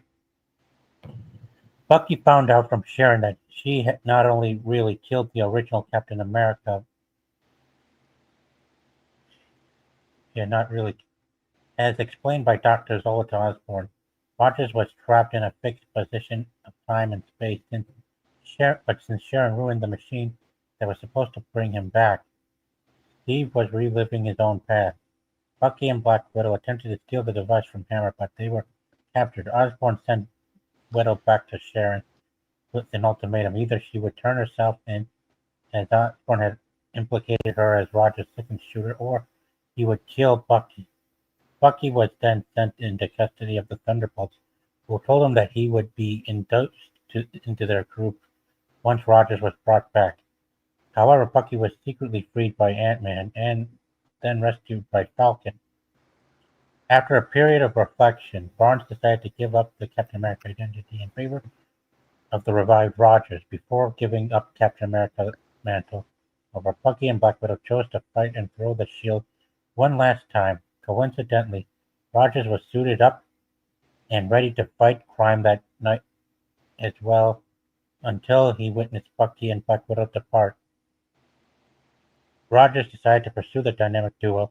Upon doing so, realized that Bucky would be well off as Captain America. A quick battle ensued when Bucky and the Black Widow encountered Mr. Hyde and his henchmen. After two heroes dispensed with the henchmen, Mr. Hyde attempted to escape until Rogers joined the battle and defeated him. Quickly after, Rogers officially and respectfully handed the Captain America mantle over to Bucky and gave him his blessing. Captain was Captain a while longer. When Osborn You know what? Before you continue, I find that interesting because you said, can you go back a little bit further? You said he was trapped in a different dimension, correct? Oh yeah. So I'm curious because I've never read the Rick Remender run, which is when he's trapped in. I've read some issues, but I've never read like the whole arc. So like I've read issues here and there that were recommended. I'm curious if that ties back to this, because I know he was Rick Remender had a whole run for that people loved where he was trapped in Dimension Z. I think it was drawn. A lot of it was drawn by damn, what's that artist I don't like? I think it was Andy Q. No, was it? I think it was Andy Kubert. So I'm curious to know. See, this is why it's cool that you're reading this, because you pick up little tidbits and then you get curious. Because if he was trapped in time and space, it sounds like he was trapped maybe in a different dimension, and then maybe that Remender run ties back into this where he was all that time. It's pretty interesting. I think I might pick up when I get a chance on the weekend. I might pick up some that whole run and maybe check it out and see what's going on. All right. Captain a while longer.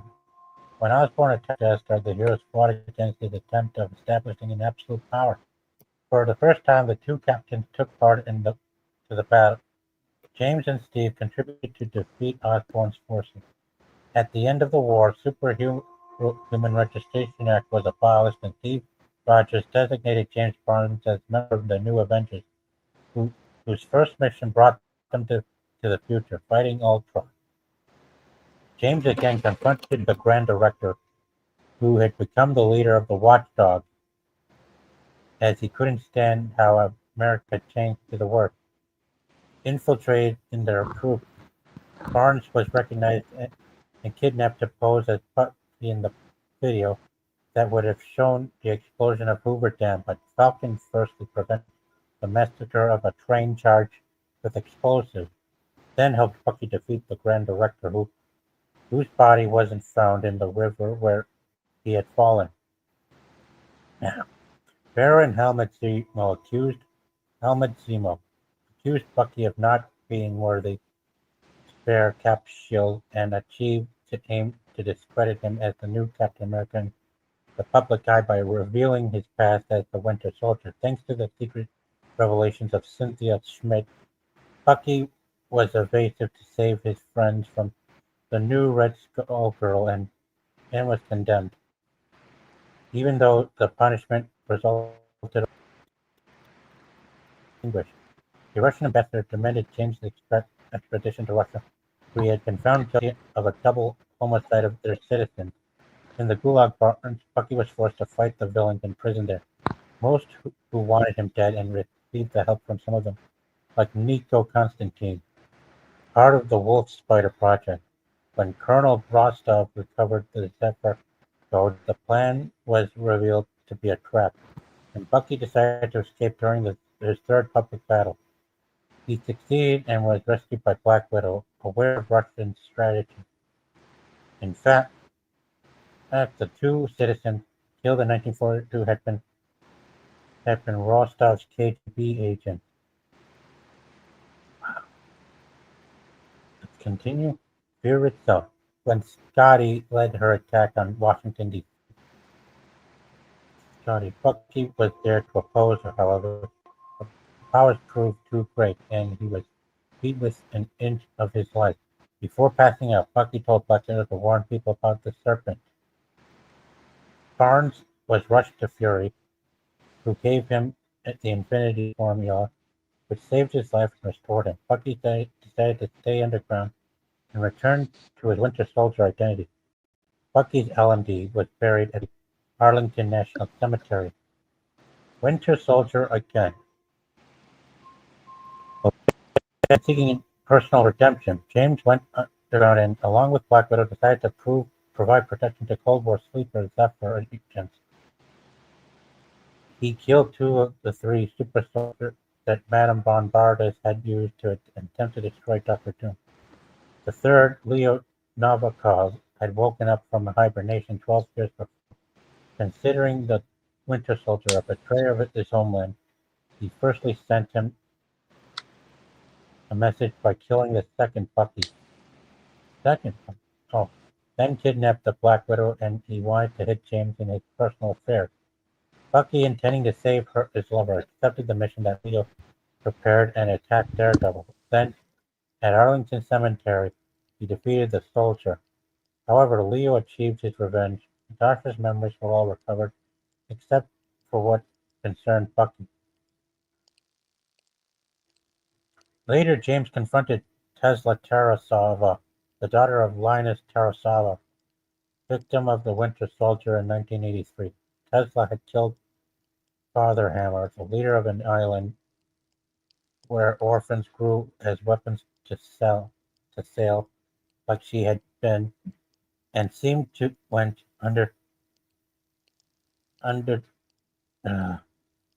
to charge her past thanks to the cosmic rays that her father invented. Reached at the space base, the girl faced James, who explained how he grew better by accepting his difficult past. The base was attacked by S.H.I.E.L.D. James and Tesla survived, and the girl eventually escaped. Eventually, the Winter Soldier reappeared as a re-assembled all new invaders, fighting the Kree, Tanalith, and freeing Toro, now an Inhuman, from Kurt Dagmar, which gave him the possibility to investigate about Martians' attacks during the history and their link with Killravens. In the meantime, Bucky was keeping tabs on Natasha and acting as her personal guardian angel on multiple occasions. Wow, man, this is a lot. Original Sin. Yeah, you see, this is just the era where I'm not familiar with any of this, because you covered Siege, you covered Fear itself. Right now, you're starting with Original Sin. Yeah, this is all stuff that I completely checked out of by then. As far as comics, because I want to say all that was what this is all 2010, post 2010 to about 2015, I believe. Yeah, because 2015, 16 was Secret Wars. So yeah, this is all stuff that I'm not familiar with. So it's really interesting to hear you cover all this. Thank you. Okay. Bucky was one of the heroes secretly gathered by Fury to supposedly investigate the death of Yudo the Watcher, when those heroes were actually meant to find the trail of Fury's activities as the Man of the Wall, the secret first line of defense against space invaders, in order to become his replacement. When Bucky realized he had been lied to, he attacked the LMD of Fury left in the Avengers Tower and used it to find the location of the real Nick. The other selected heroes made their own way the set location, a secret satellite. There, the aged Fury confronted the heroes and told them what he wanted to, with them. When Fury got on alert on the body of the LMD left with the Avengers had self-destructed because someone was trying to investigate, he took one of the Watcher's eyes from Bucky and enclosed himself in a secure room. As he tried to activate the second eye, he had all this time. When the Avengers arrived at the satellite as Iron Man tracked down the signal from the LMD, Fury confronted the heroes equipped with their in armor while holding the two eyes of the Watcher, claiming that his eyes had been opened. Fury managed to repel the heroes and get back the Watcher's citadel, where Dr. Midas was trying to acquire more power than he had when he attacked the citadel. Fury fought Midas, the mindless one, and during which one of the Watcher's eyes was taken from him by the orb, and was almost defeated until the Winter Soldier and the other heroes chosen by Fury got to him, and also managed to get confession from him that he was one who killed Udo. After Fury's apparent death in the explosion that which killed Dr. Midas, the Winter Soldier took his place as the Man of the Wall.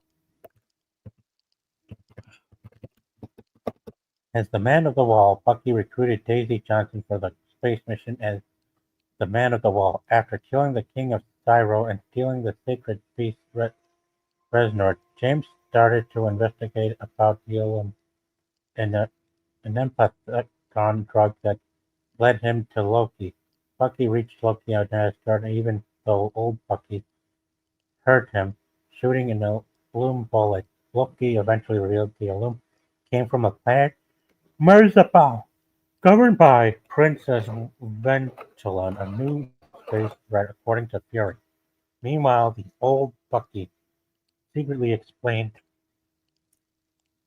to Daisy his attempt to save James's future, as he had already done with past selves in the other realities. James and Daisy come to Merzabah, where they were received specifically by the Pal Ray. James fell in love with Ventolian when suddenly a man who wore Crossbones' mask was introduced into the royal place, stabbed Daisy, then tried to kill the couple by destroying the place with a bomb. The villain was a Nick Fury Jr., coming from an old Bucky reality and intending to explain what hate meant to the Winter Soldier, an ally of his father, whose absence in childhood left a mark on his life. As he could destroy Merzabal, Loki intervened, ordering Ventolian to consign the planet, as he wanted to control Ilum trade. In exchange for that, he helped stop Crossbones, but sent Daisy to his gun moon planet Ventur by a trick. He gave the villain to the villain, possibly to face the two Winter Soldiers. Daisy had already hurt Crossbones, who was escaping through a white hole.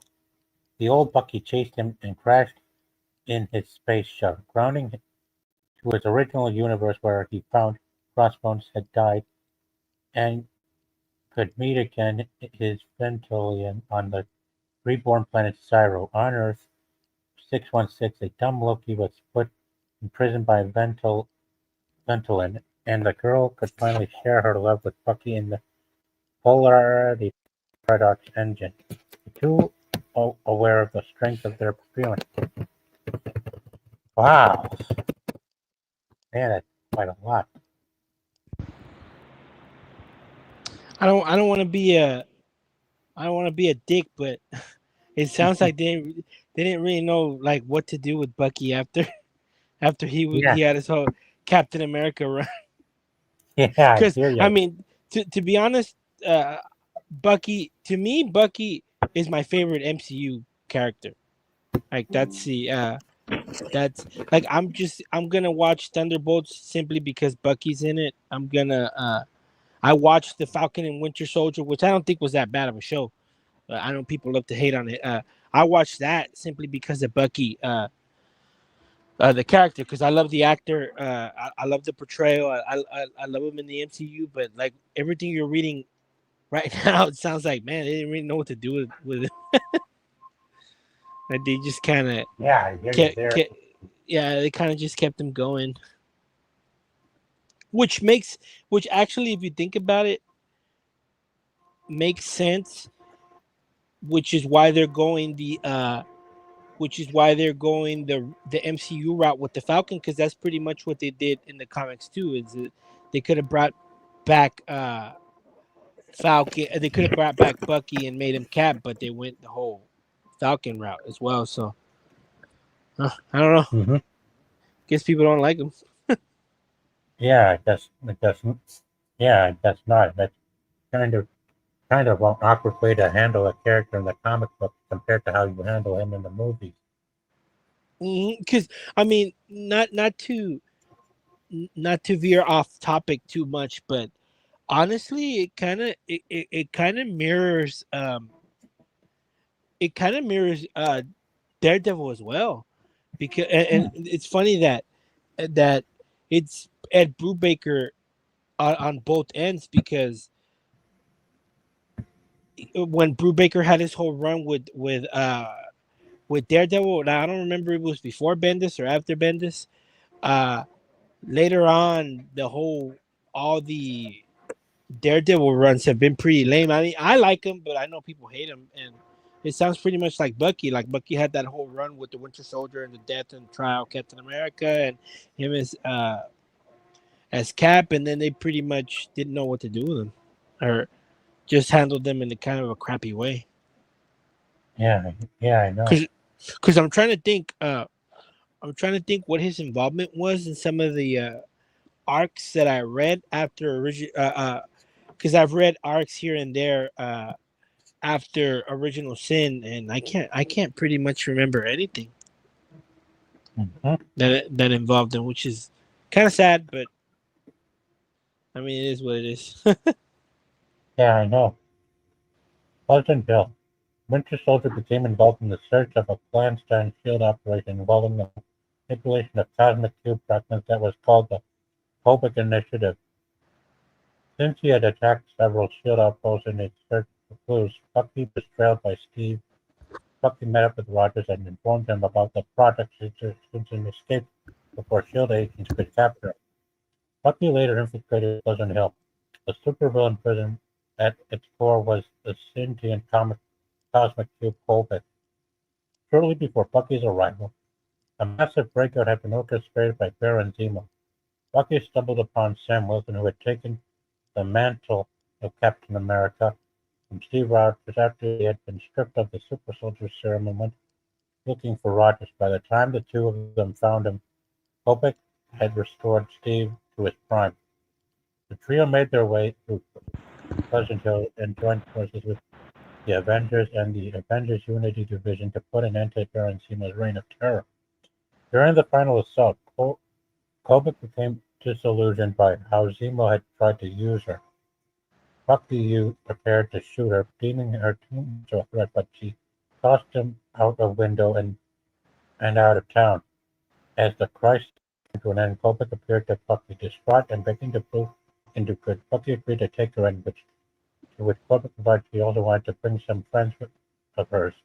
This led to Bucky into creating another incarnation of Thunderbolts, having them as main objective defeating the Guardian of Kobik and Earth's last line of defense against alien threats, continuing his job as the man of the wall. Wow. Did you read Secret? What was that? What was that story where Captain America becomes Captain Hydra? You mean one of those new Civil War comics and stuff? No, apparently people really love it. I mean, see, that's another example of revisionist history. Now people crap on it big time, but I can remember at the time when it was coming out, people were loving it. What's it called? I think it's called Secret Empire, because right now what you read, that whole Pleasant Hill stuff, that's like right before Secret Empire.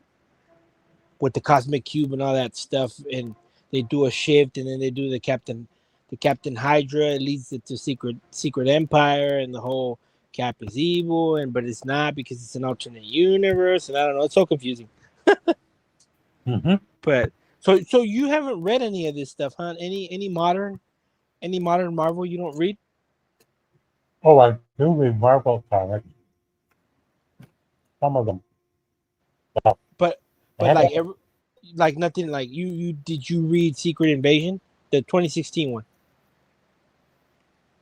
Oh no, I didn't. Oh really? You didn't? Because man, Cap is handled really well in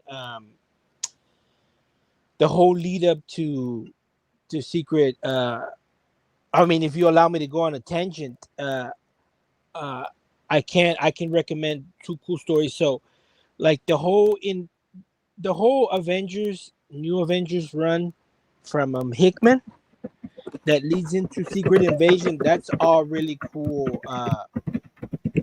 Captain America stuff. Yeah. And then that leads into Secret Invasion. Time runs out, but what they did with Secret Invasion, now pardon me because it's been a couple of years, so I don't remember exactly how they handled it, but I believe it was before. So you don't know anything about Secret Invasion, huh? Like nothing. Like you never read the comic, nothing. I know. I mean, not Secret Invasion. My bad. I keep saying that. Secret Wars, 2016. Oh, the new one? No, I wasn't familiar with that one. Okay, so the whole thing is because that'll give you an example of like because I have to explain that first, or else you're not gonna understand the context of the two stories I'm gonna recommend. So the whole point of Secret Wars is the Beyonders. They're destroying all the planets, right? Like all the parallel worlds, whatever. Yeah, the parallel worlds, Earth 616, all that, whatever. So my understanding is that was all to bring in the Ultimate Universe, to bring it in to the 616. So they're like doing all this. They're destroying every planet, every alternate planet, universe, whatever, all that stuff. And then the Beyonders, it's the Beyonders that are doing it, and the only one that's the only one that's battling the Beyonders, it's Dr. Doom. So he actually beats the Beyonders, and he makes the Earth 616. He makes it like a new world in Secret Wars. But what he does, that whole planet, it's kind of like Game of Thrones. There's lands, and each land is like a different arc. It's like a different arc from a different parallel world. So like one land is the world where from Old Man Logan. Another world is damn, I'm having a hard time remembering, but he pretty much picked and choose different eras from parallel universes and put them all on the same planet, and out of that they did this whole mini run of a bunch of different issues that had like a short run. They were like miniseries. Like they did a whole run where they do the continuation of Old Man Logan after the Old Man Logan story. But out of that came two cool Captain America stories. So the first one is Captain America gets sent into like a kind of like a Conan world. And so you get like a Captain America that's Conan, and he's got Devil Dinosaur. And so like imagine it's a whole arc of Captain America, but if he was like Conan the Barbarian. And then from that you get another cool story of Captain America where it's Civil War II, but not the Civil War II, like the Captain Marvel one. So it's like where imagine if the USA was split in two, and you got the pro registration hero on one side of the country, and then you got the anti, which is Captain America, and then on the other side. And those are two cool stories. If you ever want to hit up your local LCS and try to find them, they're hard to find because they just had a small print run and they weren't that popular. But those are two really cool alternate Cap stories that came out of the Secret Wars from 2016. Yeah, thank you. And welcome aboard, Quentin. Hey, what's up, Quentin? Us? Yeah, what's up? My favorite superhero. Really, it's just in time. You said it's your favorite superhero? Yeah, I mean, I guess Batman's not considered one because he doesn't have superpowers, but he's DC anyway. But Captain America's my guy, former military guy myself. So, Cap's always been someone I looked up to. Cool. Yeah, I was telling Sergeant that I love everything Cap. I've just never read any of his Golden Age stuff. I've only read 70s and beyond. So I'm not too familiar with, but Cap's always been pretty cool. I really love the original Civil War comic. How all that went down. Oh yeah. I was telling Sergeant that that whole run, all that stuff before 2010 is the last great era of comic books before they went completely bonkers. And I tell you, the only other comic I've actually looked forward to reading since then has been the Injustice comics. Oh, I've never read those. Yeah. So if you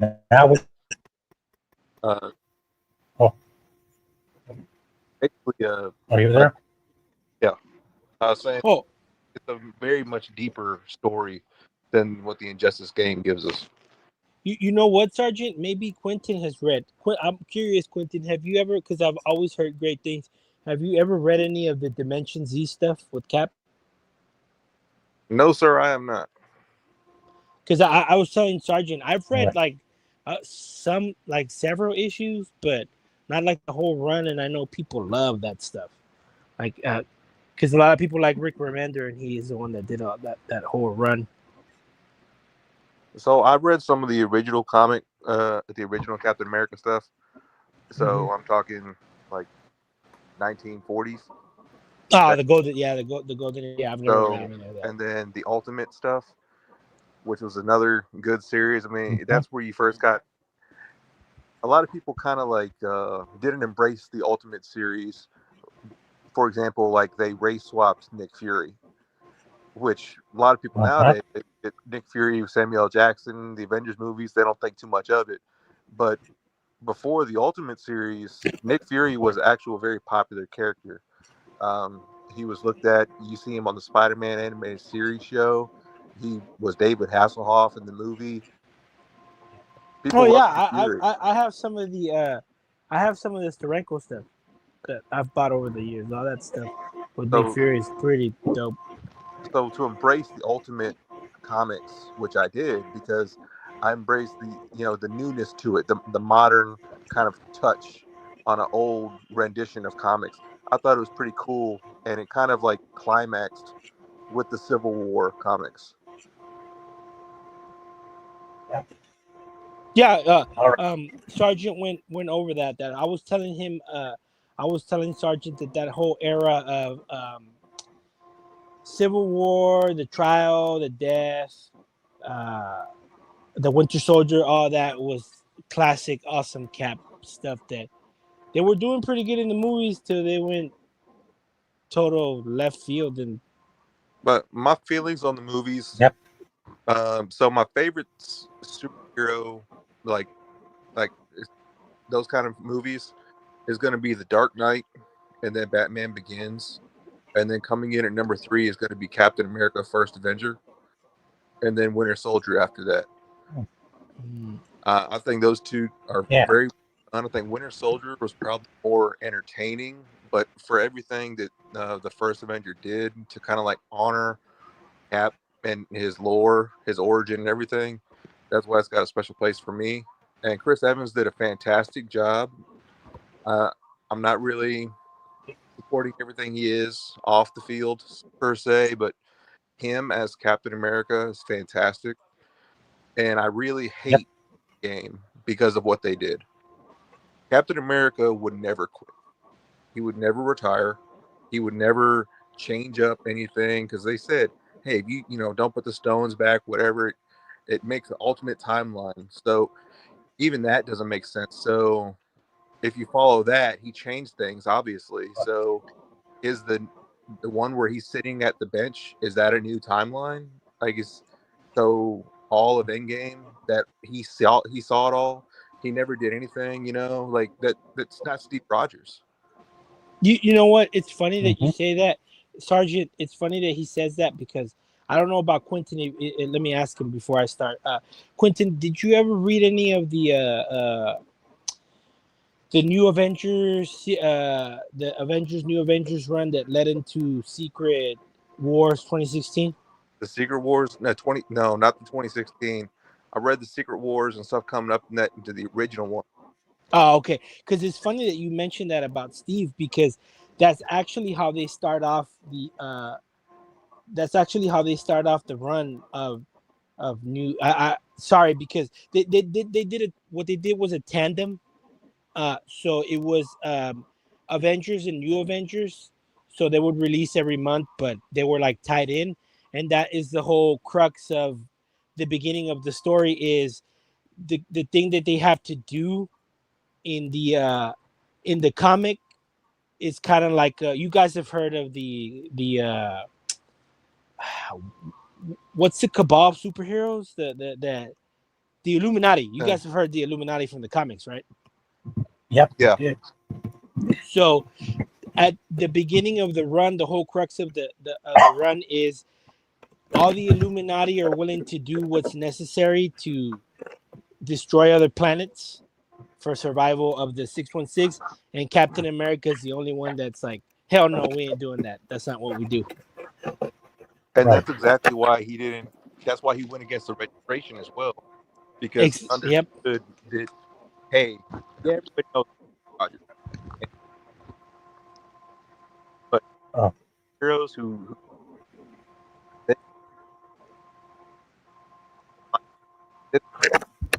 are you okay, Quentin? Yeah, I kind of cutting out. So it's just like you want all of them to always be registered, and so the supervillains know exactly who they are, can go attack their families, can go attack their homes. Like Cap's like, no, you can't do that. You got to do the right thing by all these superheroes. Exactly. Mm-hmm.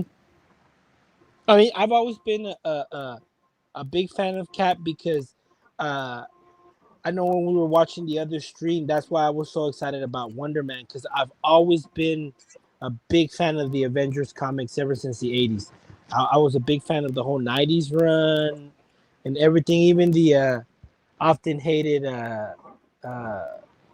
what's it called? When Rob Liefeld did Cap, I've loved all that stuff. So, like Cap. I like how they used Vision in the movies without first introducing Wonder Man.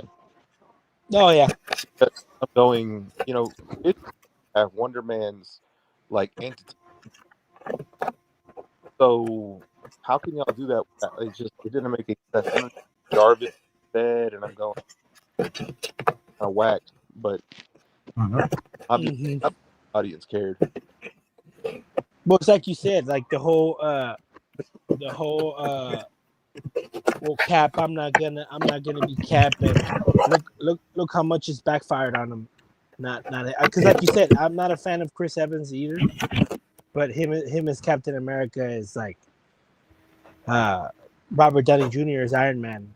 Well, just think about the entire picture, right? You just have this huge, Earth universe-defying villain in Thanos, right? That obviously nobody was prepared for in the entire universe. Even Gamora, his daughter, who knew about him, right? Nobody was prepared for a guy like that. And Steve Rogers, the directors, the Russo brothers, are trying to tell me that he's going to sit there and go, you know what? this Earth would be better off without me around. Even if he thinks that, what's his name? Falcon. I can't remember his actual name. Even if he thinks Falcon, Sam Wilson.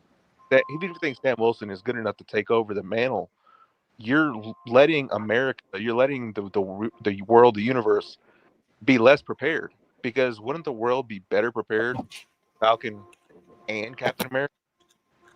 And then Captain America's he needs a super soldier serum, so at least let it be Bucky who has the super soldier serum. Well, yeah, I mean, I don't know. Someone's got to explain to me how this guy can take on Red Hulk without super soldier serum in the movie, but whatever, man. We'll get to that later. For now, I'd like to move on to our next character to talk about, and that would be Baron Zemo, who right now is heavily focused on Helmut Zemo. Baron Helmut Zemo was the 13th Baron Zemo, a title of German nobility. His family pledged their loyalty and service to the German Empire in return for Castle Zemo and the land they could pass to their heirs. Following the death of his father, Helmut took up the title, and much like his father and their fathers before him, he too was disfigured by adhesive X and forced to don a mask. The 13th Baron took over the leadership of the Masters of Evil and became one of the leading members of Hydra. Yeah. Here we go. Zemo's another character they messed up in the movies too. Yeah. Because there was so much meddling coming from the corporate. Did you guys watch the show? The Earth's Mightiest Avengers? That shows up. That's awesome.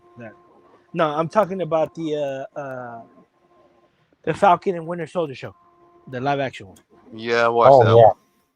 Yeah, that's like I always found it funny how they kind of try to retcon the whole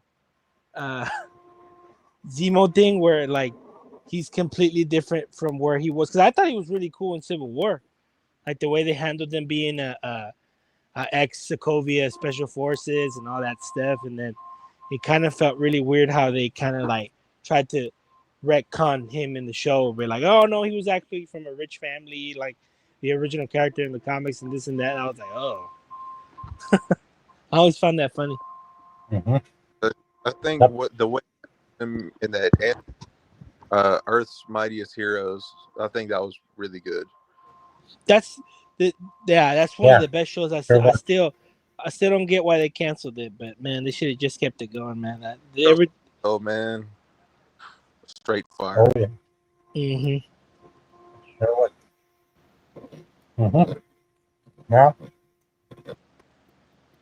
how about Zemo? The 13th was born to Marvel's Avengers. That one was good for like a couple seasons. It really started to get watered down. That's the one that looks more. That's the one that looks more like adult animated, right? That's the one that looks like it's more based on the MCU. Yeah, like the ultimate. They kind of have like the ultimate look to them, right? Yeah. You're right. That one was pretty good at the beginning, and then they kind of it was fantastic, and then the intro, and then the stories, even the voice was done really well. Mm-hmm. Yep. Master Nazi scientist and enemy of Captain America during World War II. Heinrich raised his son to believe the Nazi ideals of a master race that only the Zemo line should be ruling the world. Phoenix. Upon learning of his father's death, Helmut, an engineer and a strategist, claimed Captain America and adopted the guise of the Phoenix in order to kill him in revenge. However, Zemo was defeated, ultimately falling into a vat of adhesive X and horribly disfigured. Zola's masters. Resurfacing years later after Baron Zemo, he began working with Arnim Zola's monstrous creations. Allied with Primus, he kidnapped Steve Rogers' childhood friend, Arnold Rock, to lure him into a trap. Captain America fought hordes of Zola's mutants before revealing that he knew Zemo's secret identity. Mother Superior. Zemo later encountered Cynthia Smith, Mother Superior, and her father Johan, the Red Skull, and recognized the benefits of learning from them. Once his training was complete, Zemo then kidnapped one of Captain America's friends, this time David Cox, and brainwashed him to fight Cap. Zemo then kidnapped Arnold Roth again, and directed a shared mental reenactment of Heinrich Zemo's last World War II encounter with Captain America. He turned against Mother Superior, but was overpowered by her psychic powers. Masters of Evil. Helmut returned and continued to either try to take over the world or take revenge on Captain America, but was always defeated by his arch-enemy. One scheme in particular led him to recreate his father's team of supervillains known as the Masters of Evil. Under his direction, the Masters of Evil succeeded in taking over the mansion headquarters for Captain America's super team, the Avengers.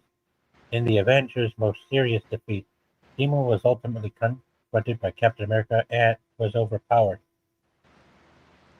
resurrecting his father. Zemo, with the help of Batroc's brigade, tried to resurrect his father using the Bloodstone. He raised his father, only to learn that his father was not disappointed in him. Baroness Zemo. Helmut Zemo later married Baroness Ike Zemo, a woman who once claimed to be a reincarnation of Helmut Zemo. The two lived in Castle Zemo ancestral home and organized a Kinder, named for the two Nazi Wonder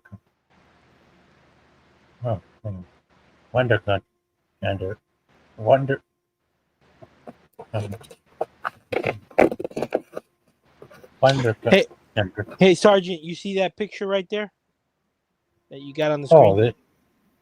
Oh, you mean this? Yeah, Citizen V. That's criminal that they're not gonna put him in the Thunderbolts movie. He needs to be in the Thunderbolts movie, but I just don't get. And he's a great actor too. The MCU guy, I forget his name. Daniel Bruhl. Daniel Bruhl. He's great.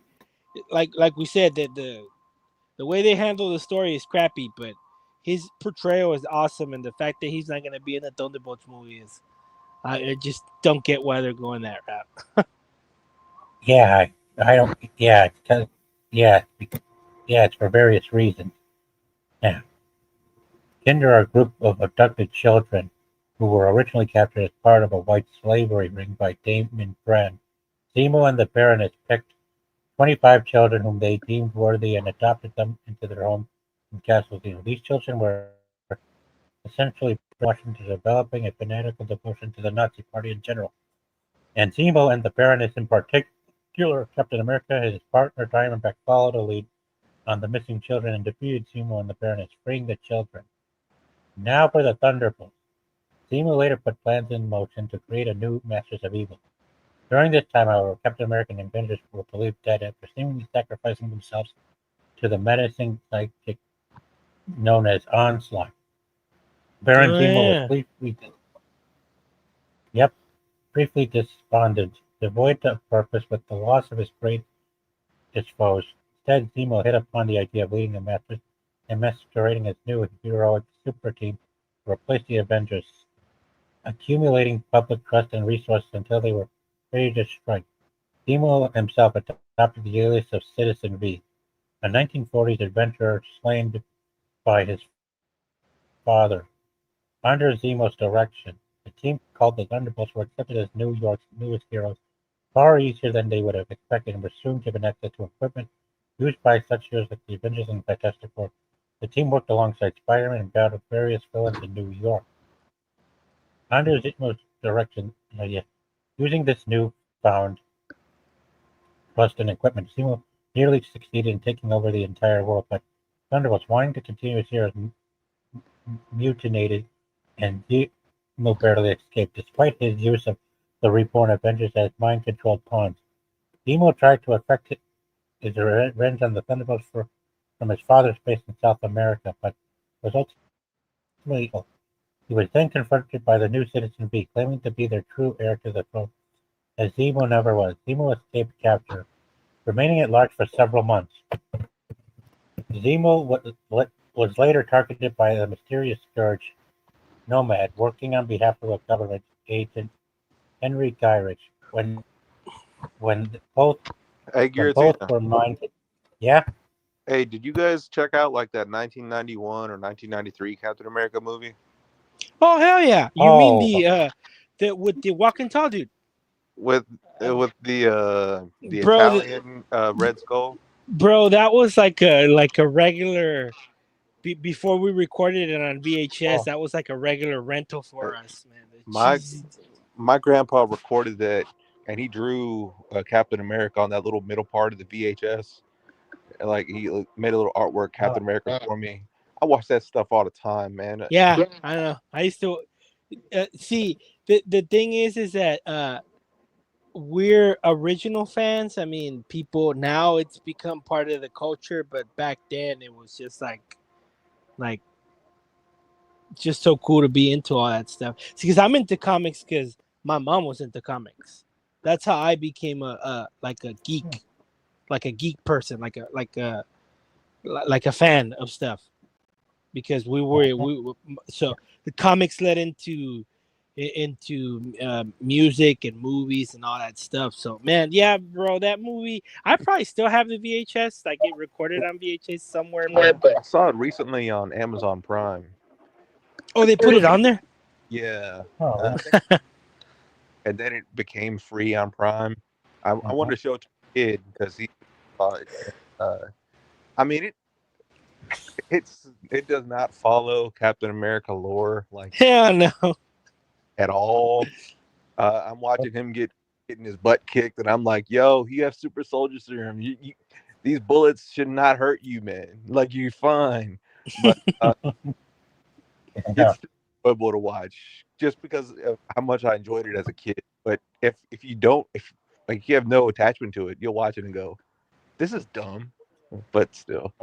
Yeah, but at the time, bro, that's like I always say, that's all there was. It's like there wasn't anything better. So No, I mean, the only things we had at the time was that Flash show, which I still like that Flash show with I think John Wesley Shipp.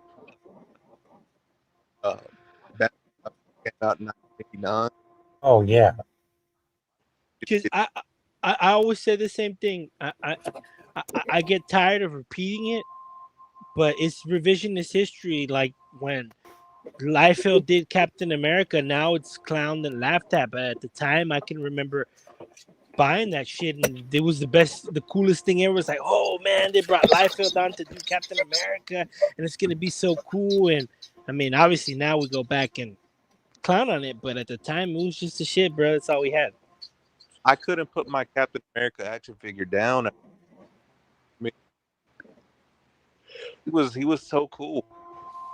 I still have my my Captain America figure from 2000, and I want to say I bought it in 2001.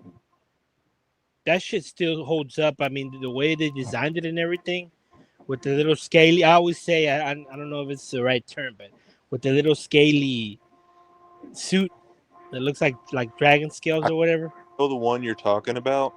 It has more of a baby bluish tone. Yeah, it came with like a World War II base on it. Like it had like a little like a door frame. Yeah, man, I bought that the year it came out, and I still have that somewhere.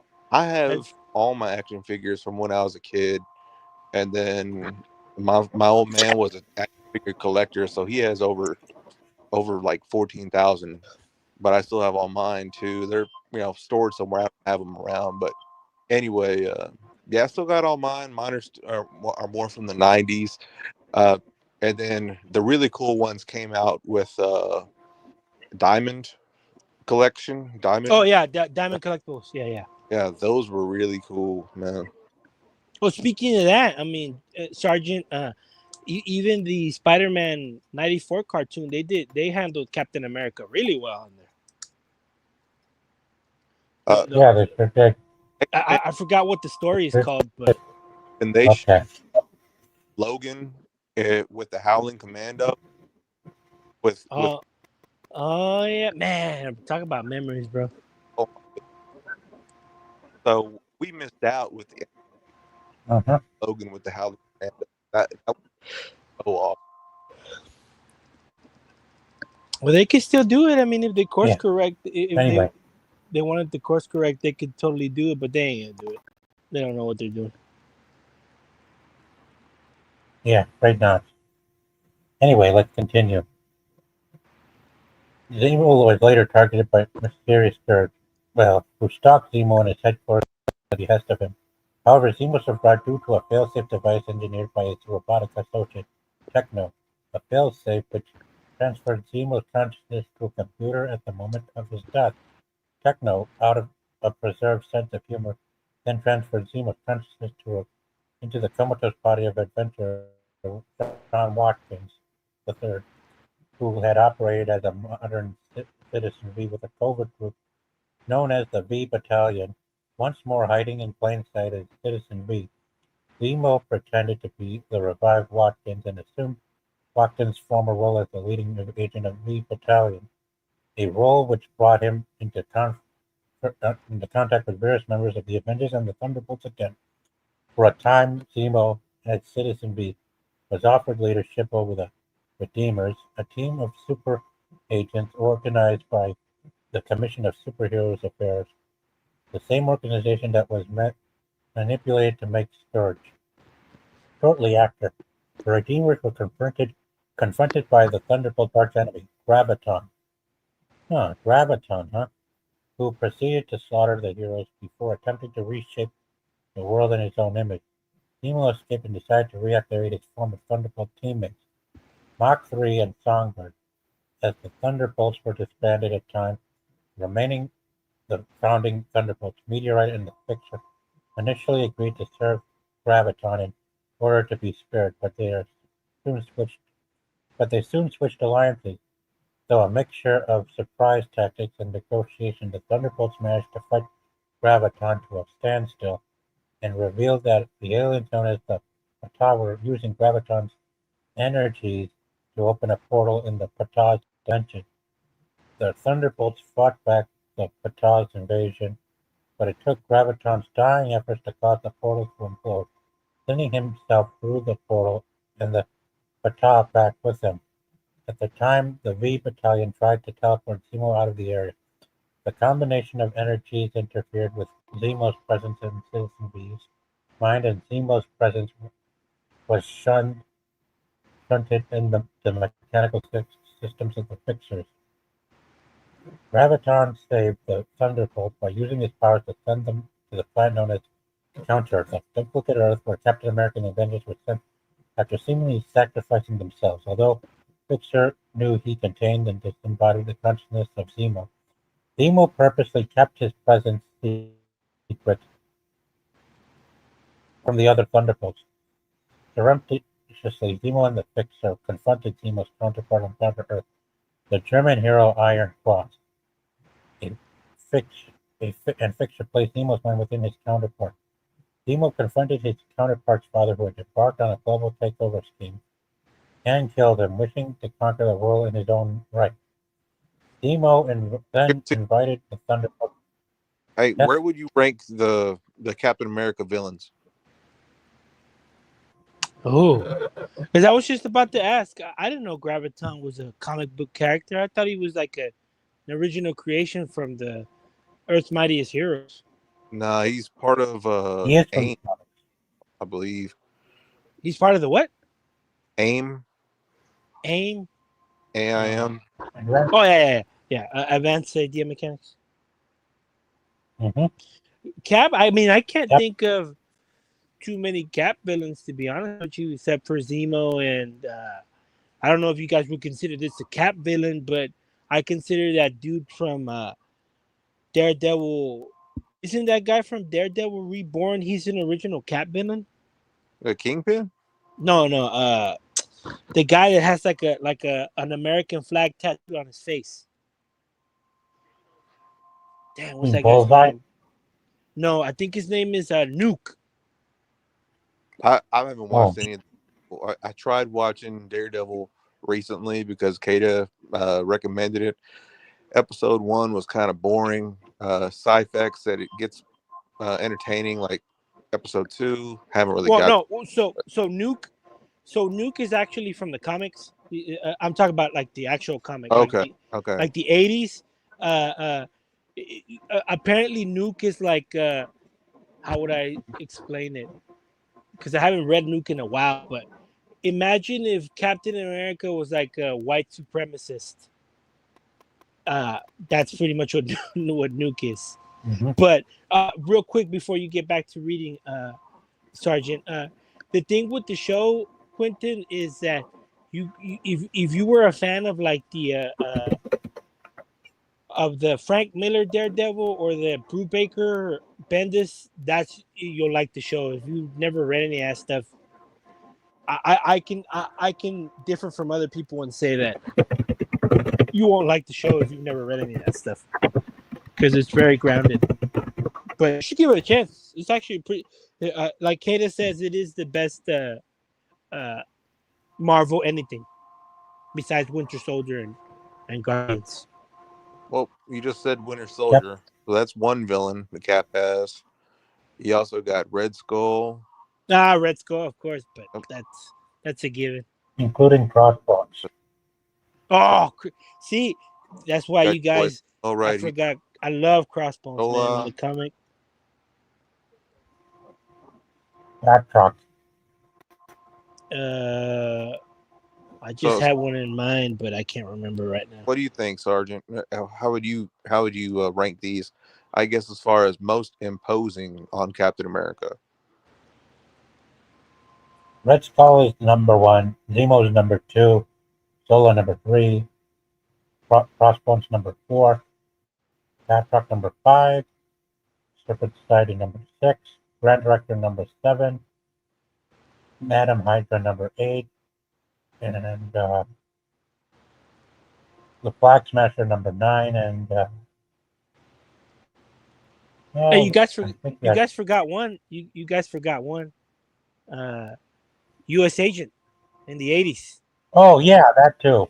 Yeah, remember he had a whole when he kind of went insane and kind of fought Cap and all that. I love that shit. And I think probably, even though I think Red Skull is the number 1, I think Hydra as a whole is probably going to be his main villain. Because of everybody, the one who takes on Hydra the most is Cap and Nick Fury with S.H.I.E.L.D. Well, I believe in that run that I was telling you, the Dimension Z. That's kind of like if Arnim Zola and Hydra took over the whole planet, and so Cap is like a refugee and shit. That's what I remember because, like I said, I only read a comic here and there. I don't remember reading it at all. So if you guys ever want to check it out, but you can continue. I'm having a good time listening to all this because this is all stuff I wasn't familiar with. This is all like late '90s stuff that I never read on Zemo. Sure. Zemo then invited the Thunderbolts to join him in conquering Earth, counter Earth. The rest of the team, however, wanted to save the troubled world rather than to conquer it. Zemo began aiding them in their efforts, initially to win over their culverts to his cause of ruling civilization, but found himself coming to regard the business of the world saving as an intriguing avenue to achieve the same goals. The Thunderbolts went on to revive the flying city of Attilan and populated with refugees and survivors of the war-torn and nearly destroyed world. The Thunderbolts became renowned for their heroism and efforts to solve the world's problems. They were hailed by many as the world's saviors, often seen with flesh with unexpected feelings. Eventually, the team encountered a spacecraft, redundant radiation that began eating counter from the inside, and confronted a being born of that very radiation, Anomaly. A teen rebel soldier called the Young Avengers arrived to show the Thunderbolts that the void created by the machine was linked to the primary Earth 616 and claimed that only one planet could survive. Zemo was ready to use the anomaly to pull the real Earth into the void, destroying it.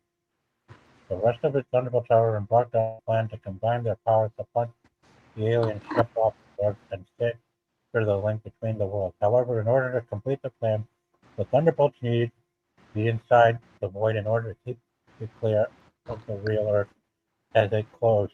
By doing so, they would re-emerge from the void on the real or forfeiting their roles and place on counter Earth.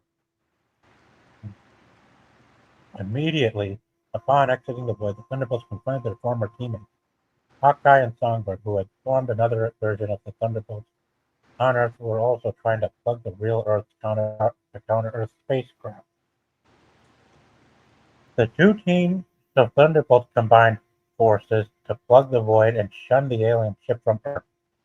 After much discussion, Hawkeye agreed to leave the Thunderbolts to Zemo's leadership, reluctantly trying to agree that Zemo had proven to get the potential to be a hero. Zemo congratulated his team, claiming to embark on a new mission based on his experience on Counter-Earth to serve the best interest of the world at large, even though it would mean they would have to rule it in order to save it. Zemo led the Thunderbolts in many acts of questionable heroism, where ends justify the means. In fact, Zemo's ultimate plan involved the creation of the Liberator, a device that would train abnormal uses of energy throughout the world. He had hoped this would reduce global threats, eliminate superhuman terrorism, and stabilize the world's status quo. The Thunderbolts succeeded in launching the Liberator, only to be challenged by the Avengers. Feeling betrayed, Moonstone absorbed the powers that the Liberator had harnessed, combining them with her already increasing powers. As she battled the Avengers, however, her emotional state, combined with her near cosmic power, began to threaten the entire planet. The Thunderbolts and the Avengers teamed up to confront Moonstone. During the battle, Zemo blocked Moonstone's blast of energy from striking Captain America, which left him hideously scarred once more. Ultimately, the team defeated Moonstone by removing the alien gems that gave her powers.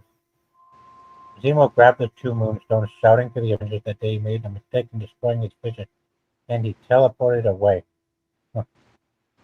Wait, so Helmet Zemo, there's two Zemos, right? It's Helmet Zemo, and what's the other one? Heinrich. And so Helmet Zemo is what we get in the, I know it's not the same, right? But he's what we get in the MCU, right? That's supposed to be Helmet Zemo? Yes, that's him. Oh, okay. Yeah, I know they pretty much crap the origin, but okay. I always get that confused. Because I always get confused with Baron von Strucker as well. That's comics, comics like all over the place.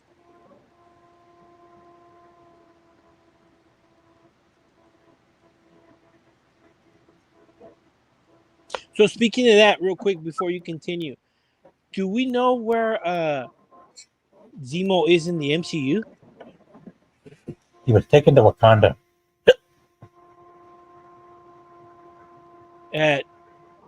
As a prisoner? Yes. Oh, I don't remember that at all. So I remember I remember that one episode where they tried to kill him and he got away and all that, but damn, I don't remember that show at all then. Yeah, apparently they don't take kindly to like killing their king and stuff. Yeah, he killed T'Chaka in the Civil War movie with that bomb. Because I remember, that's another thing that doesn't make sense.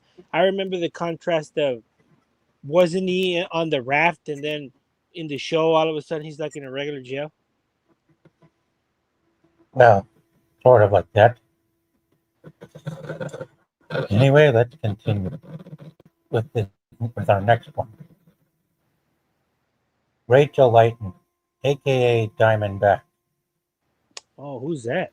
Hello, Diamondback. Yep. She's played by Rosa Salazar in this new Captain America movie, but there's more to her from the comics that Kevin Feige and the studios didn't bother to utilize when it came to their shareholders, making them do things they shouldn't have thrown away out of ego. You said she's gonna be in the new Captain America movie? Yeah. Let's read this. Hey, shout out Austin, Texas. What's up? Oh, no way. Cool. Born in born in Austin, Texas. However, she spent her formative years in the Lower East Side of New York City. Rachel had a brother, Danny, also known as Cutler. It was Danny and another of her brothers, Ricky, who originally a gang led by a man and known as Bing. Yearning to be included, he approached Bing alone. Upon claiming she would do anything to join the gang, Rachel was beaten up and apparently raped by Bing, who years later became a costume mercenary. Crossbones. Wow. So she was. Wow. Whoa, she was raped? No way. Yeah. Serpent Society. Yeah. Rachel later. What can you go back up a little bit? What year did she debut? 1985. Okay, now it makes sense because the 80s there were. I don't know if you guys have ever read the whole uh, Captain Carol Danvers was also raped by somebody in the 80s, and it was this whole thing. Yeah, the 80s they were weird like that in the Dude, comics. Yeah, they sure were. remember the one with Al Jordan, man? Oh, yeah. Oh man, yeah. Nobody talks about that one no more. Jeez, Uh-huh. Yeah. that's crazy. That's you can continue, but that's crazy, bro. I can't. Yeah. Rachel later became a mercenary using the alias Diamondback and received training by Anaconda at one of Taskmaster's academies. One of the members of the original Serpent Society, Diamondback was a seductively sly woman with expertise in hand-to-hand combat, gymnastics, and thrown weaponry. Her gimmick was that she diamond-shaped projectiles at her enemies, with each weapon being either acid-laced, explosive, or poison-tipped. After her first confrontation with Captain America while on assignment to find and kill Mona, she was instantly smitten with him. Diamondback was later assigned to take Captain America into custody from the villain, the Porcupine. In reality, the handover was a setup so that capture the Serpent Society. Realizing they can set up, Diamondback threw explosive field diamonds at Porcupine, damaging his armored battleship. Incensed at the damage to his only valuable possession, the Porcupine attacked Diamondback, but was fatally injured by a quill of his own suit. The Serpent Society escaped, and both Porcupine died. She later looked into the murder of her teammate, Death Adder, by the Scourge of the Underworld, and in process avoiding assassination by Scourge when he shot at her serpent saucer containing herself and her teammate Cobra. The terrorist Viper later staged a coup on the Serpent Society, casting several of her underlings to enter the group as new members and setting Viper up to take over by force. Diamondback and their then leader, Sidewinder, escaped, recruiting Captain America and his allies to rescue those members who were still loyal to Sidewinder. After a fierce battle in which Viper was defeated, Sidewinder abandoned the Serpent Society. Sidewinder. For now, we'll continue. Rachel was later revealed to have resigned from the Serpent Society and temporarily switched bodies with Axeman Dazzler due to the interface of Master Chip. This led in part to a confrontation between the Serpent Society and the X-Men. Diamondback later alerted Captain America to the Bloodstone hunt, the hunt for the fragments of mystical stone formerly worn by Ulysses Bloodstone. He aided Captain Ulysses America. Bloodstone. That sounds familiar. Ulysses Bloodstone. He aided Captain America in combat against Batroc, Machete, Zaran, and their leader Baron Zemo. She also encountered Crossbones for the first time and was captured by him and imprisoned in a cat house in Madripoor. Diamondback escaped and later accompanied Captain America to Red Skull's Skull House. Diamondback and Captain America went on their first date, aided by Rachel's friends in the Serpent Society, Ash, Black Manta, and Anaconda, who made sure their date wasn't interrupted by a range of minor villains, including Trump, Gamecock, Pound Cake, and Jackhammer. Diamondback then battled the Avenger Black Widow, who was unaware of Rachel's change in affiliation and acquire a new costume. Diamondback was eventually put on trial by the Serpent Society for consorting with the enemy. Most of the society, assuming incorrectly that Diamondback had betrayed their secrets to Captain America and found guilty for her action, resulting in her near execution. She escaped with Captain America and Paladin's help, and later had Paladin to help get revenge on the Serpent Society. Man, they made Trump a villain. I see how it is. Finally. Welcome, Dennis. Hi, guys. Hi, you're just in time. Welcome. Hey, how's it going? Glad to be here.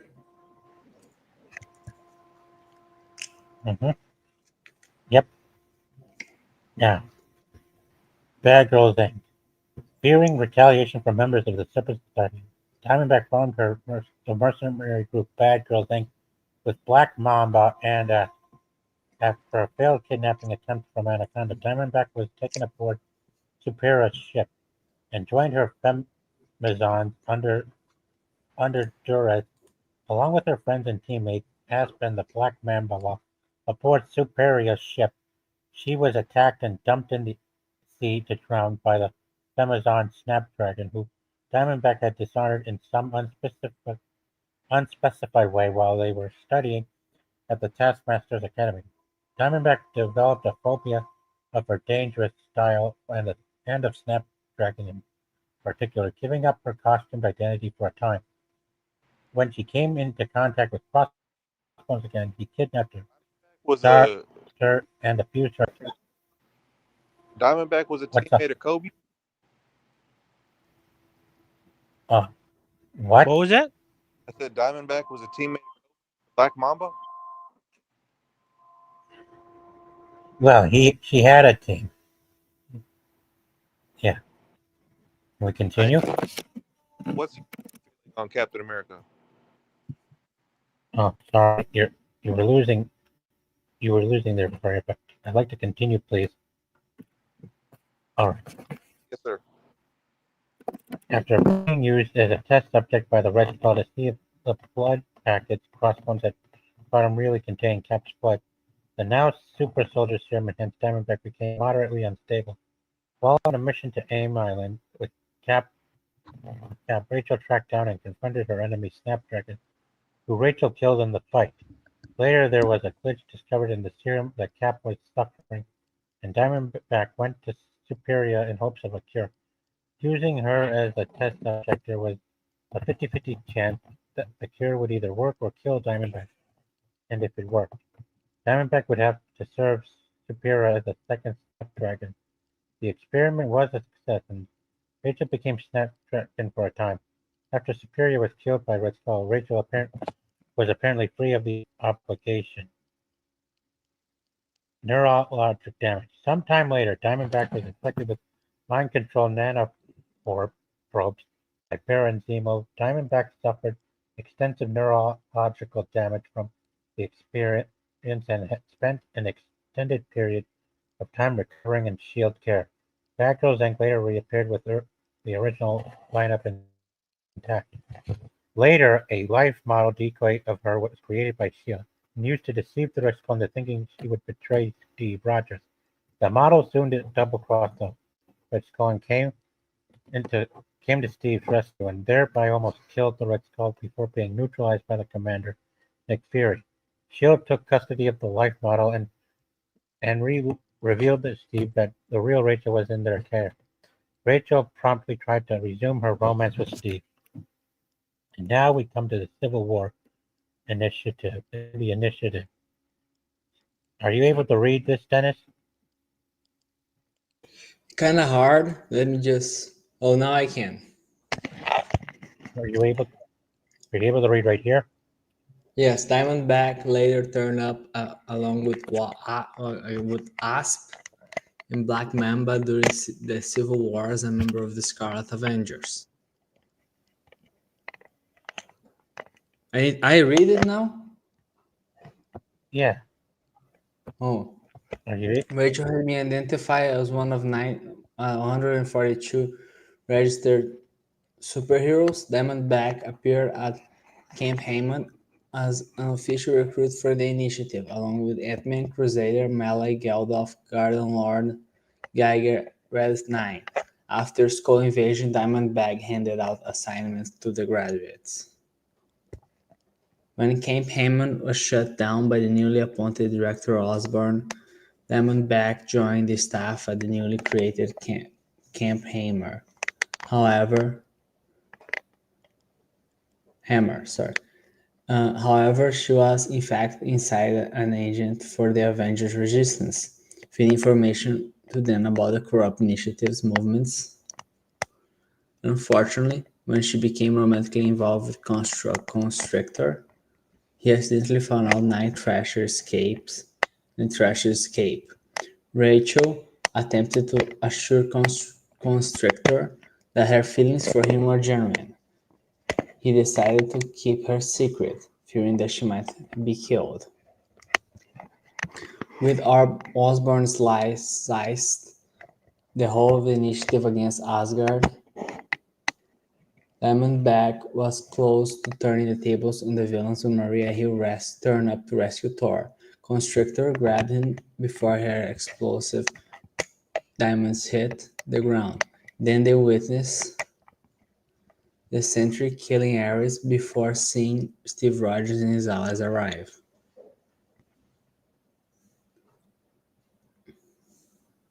Next one. Serpent Solutions. Following a brief look, if we're just gonna be reading, I gonna do something else if you allow me. If we're just gonna be reading this. Oh, I think we lost someone. Hang on. We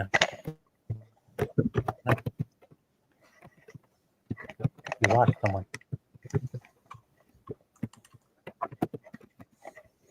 I have to go to bed soon. Sorry, guys. Again. No problem. Hang on. All right, I might as well continue. Following a brief stint working with S.H.I.E.L.D. as a special agent and partner of Dum Dum Dugan and disbanding the Bad Girls, Diamondback decided to retire and lead a peaceful life with her fiancé Constrictor, who had also retired. Their happy life was cut short when Frank died from terminal illness. After struggling to even pay the rent, Rachel became a pole dancer.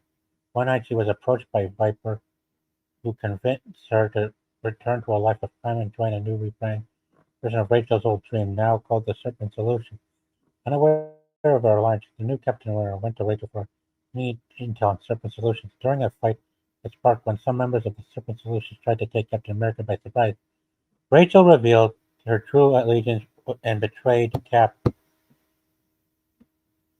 and stabbing him with a poison dagger and knocked him out. When Captain America was chained and brought to Viper, Rachel opposed the idea of killing him to no avail. When Cap's young ally, Joaquin,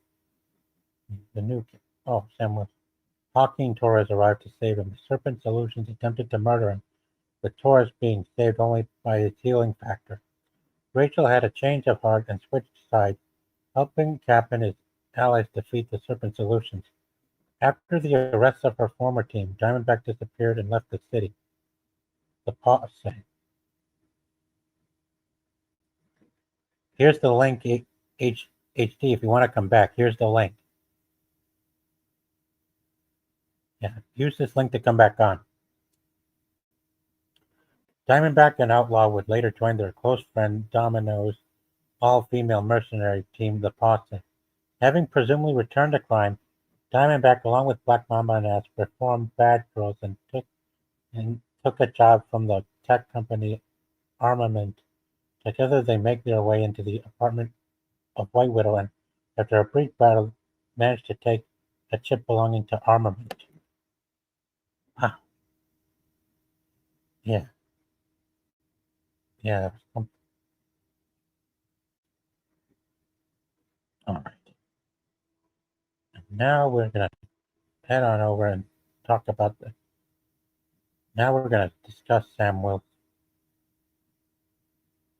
Here he is. Sam Wilson combats violence and inequity in horror, not only as a prestigious social worker, but also as a soaring superhero known as Falcon, or you know who. Having secretly manipulated by the villainous Red Skull into becoming a partner of Steve Rogers, the original Captain America, Wilson ended up forging a friendship with the Star-Spangled Hero.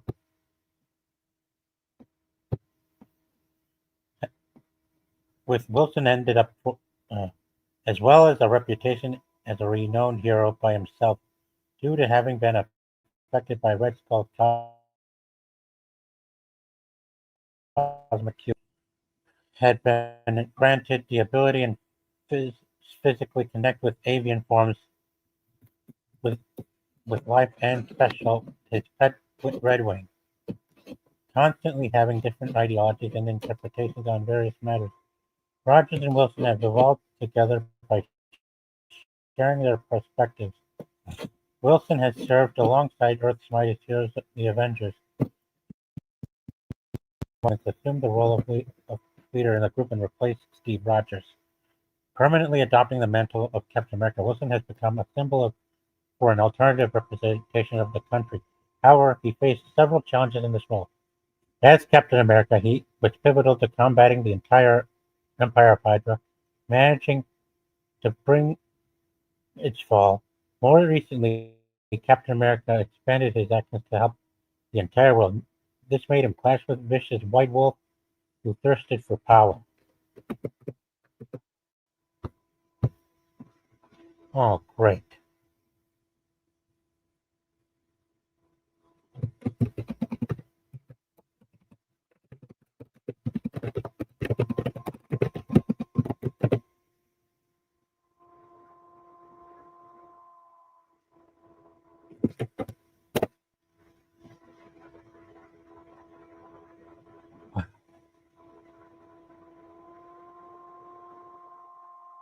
Gosh.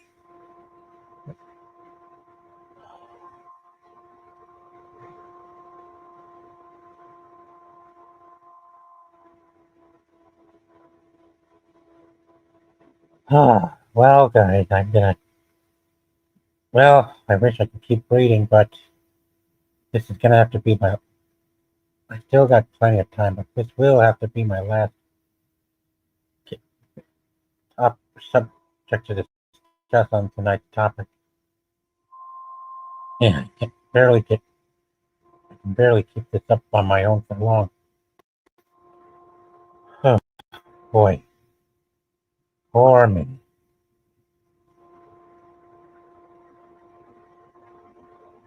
Man.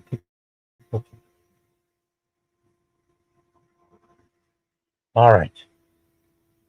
Sam Wilson grew up in a violent Harlem neighborhood. His father, Paul, was a minister who tried his best to maintain peace in his community. Unfortunately, he was killed while trying to stop a fight between two rival gangs. At the time, Sam was 9 years old and witnessed his father's brutal murder. To keep up with his father's ideals,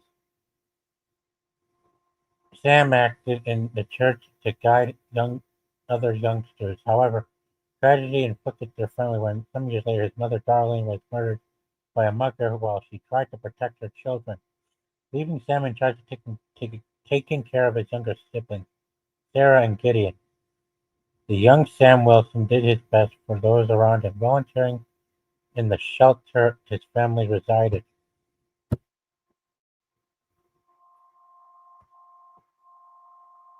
To put himself through college, he earned money by driving a rig. In his adulthood, Wilson established a career as a social worker, operating from an office of his own, and becoming one of the most respected personnel in Harlem. Moreover, since he was a child,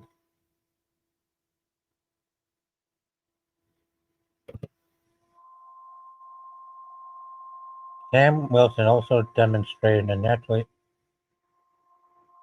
with affinity with birds. He built a pigeon coop on top on the rooftop of his house to nurture his hobby and eventually started to practice falconry. At some point, Wilson found and watched the falcon Redwing during a vacation in Rio. To train it as a pet, quickly developing a deep bond with the bird, having answered a call for a hunting falcon in the Caribbean of exiles. Wilson came into contact.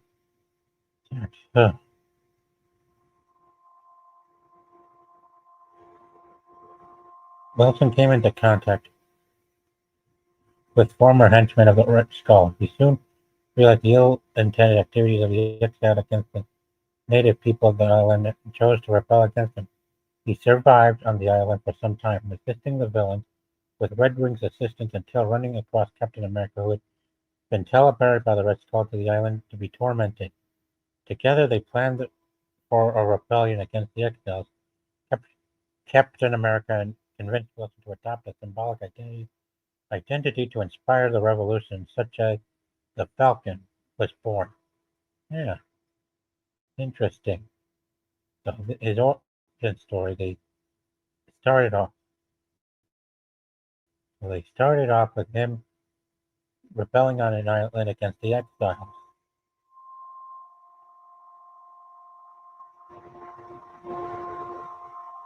Wilson was trained in martial arts by Captain America and became a fine fighter with Redwing by his side.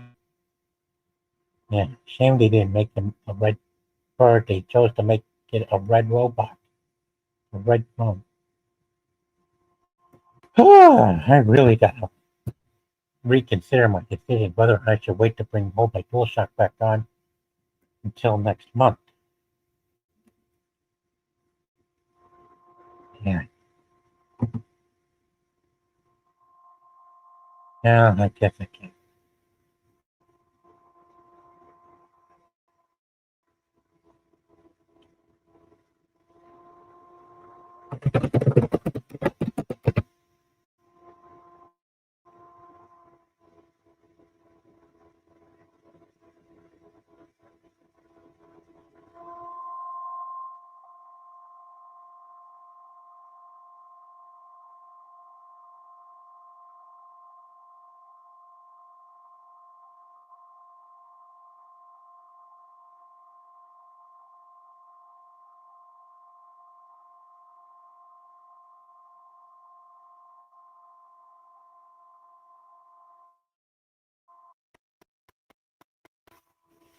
Yeah. Yeah, I'm gonna have to reconsider. Excuse me, guys. What was I thinking?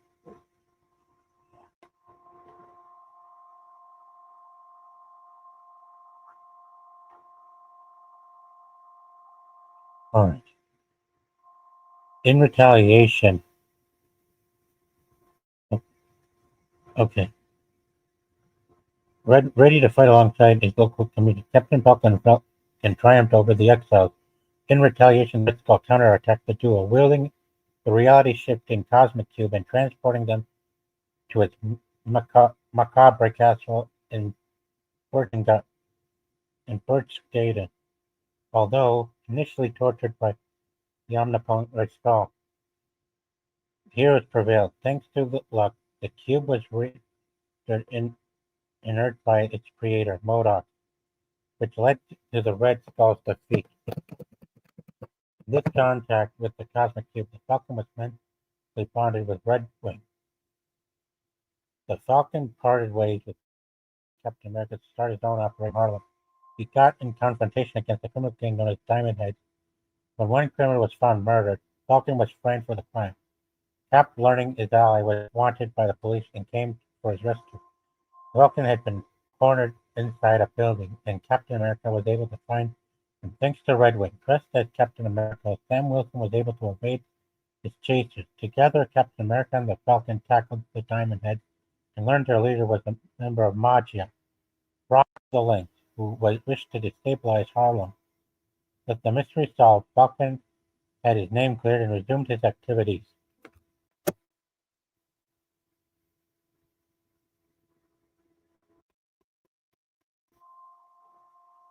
Yeah, I'm going to wait. Captain America's partner. Once again, Captain America reached out to Falcon, revealing his true identity as Steve Rogers in response to trusting his honored partner. This marked the beginning of their strong friendship. This coincided when MODOK's aim hunted Captain America down. The artificial creature Bulldozer attacked the duo at Wilson's house, leading them to MODOK, who was defeated. This adventure was the first of many in their long-standing partnership. Captain America and the Falcon confronted crime effectively, facing threats from ordinary lawbreakers and supervillains.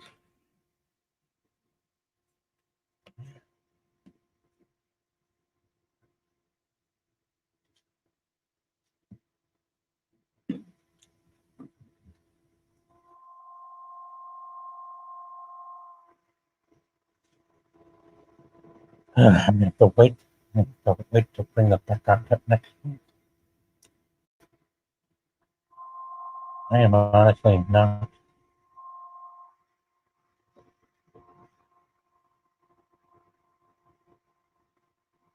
Soon the Falcon was introduced as Nick Fury and S.H.I.E.L.D.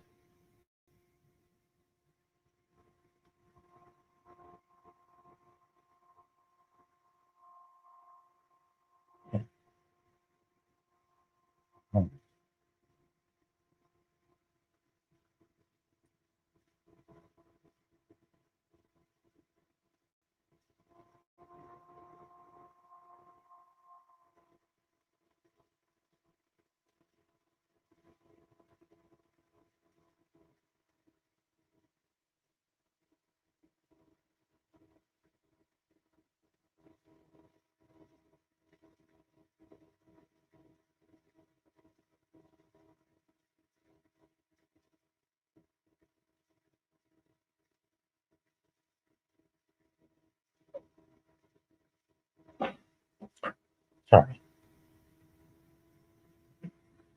Considering soon the Falcon was introduced to Nick Fury and S.H.I.E.L.D., consolidating its place in the superhero community.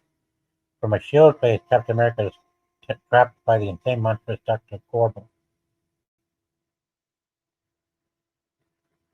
In the Molmen's subterranean realm, with Tony Stark's assistant, the Falcon wielded a jetpack to fly his partner to his partner's rescue. The Falcon also met Captain America's allies in the Avengers. After a close friend of his from New Orleans went missing, the group assisted him in the investigation, which led to a confrontation against the vile Cyclops. Wilson's nephew, his sister's son, Jody Casper, became involved with illegal activities commanded by Stoneface. Though Casper, Captain America, and Falcon were able to find and arrest the crime lord, this incident solidified the Falcon's wish to keep helping vulnerable people, both as a superhero and as a social worker.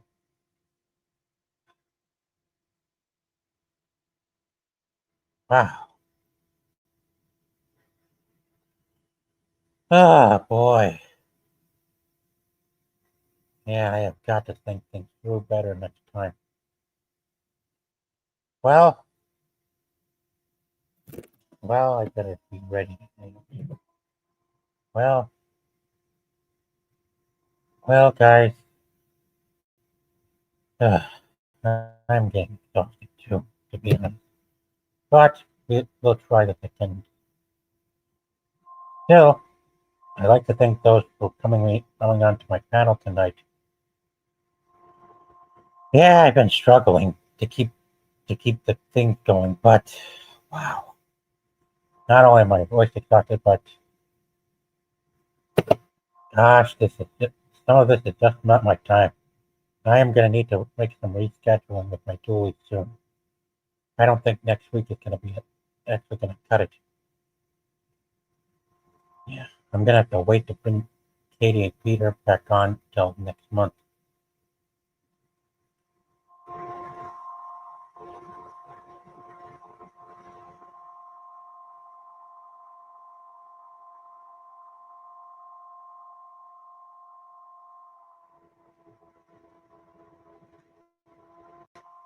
Well, guys, thank you for coming. Oh, and if you're still there, HD, If you're still there, please feel free to come join me on Discord.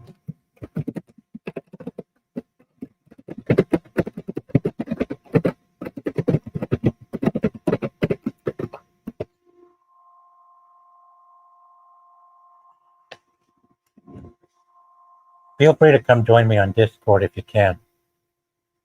Right here. See this link? It's right above your comment. Thank you for coming, and be sure to, and if you wish to speak with me more, come and join me on Discord if you can. Yeah, you'll need to set up your own account, but I'm sure you'll love it once you arrive there.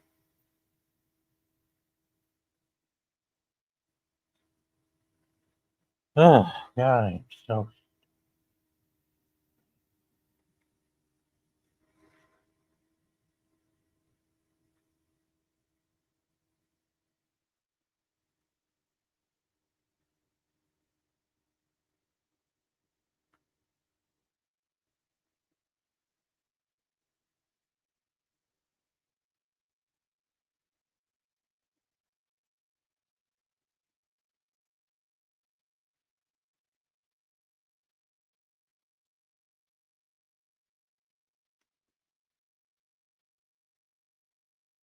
Thank you.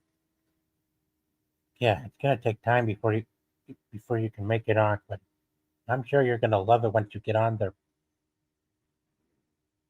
Thank you very much. Meantime, I'm gonna definitely need to rethink my arrangements because I really did not think this through. And now I'm gonna have to see if I can get them to come and join me for a few streams next month, or at least for one.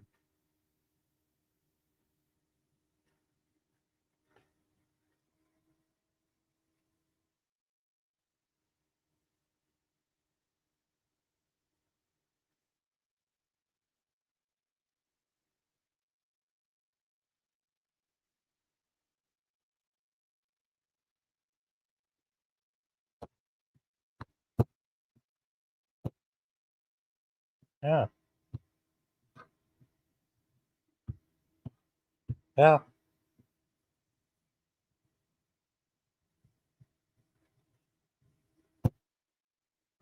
Oh, you gotta click on it. You have to click on the link to get onto Discord, and from there you'll need to have your own account created too while you're there as well.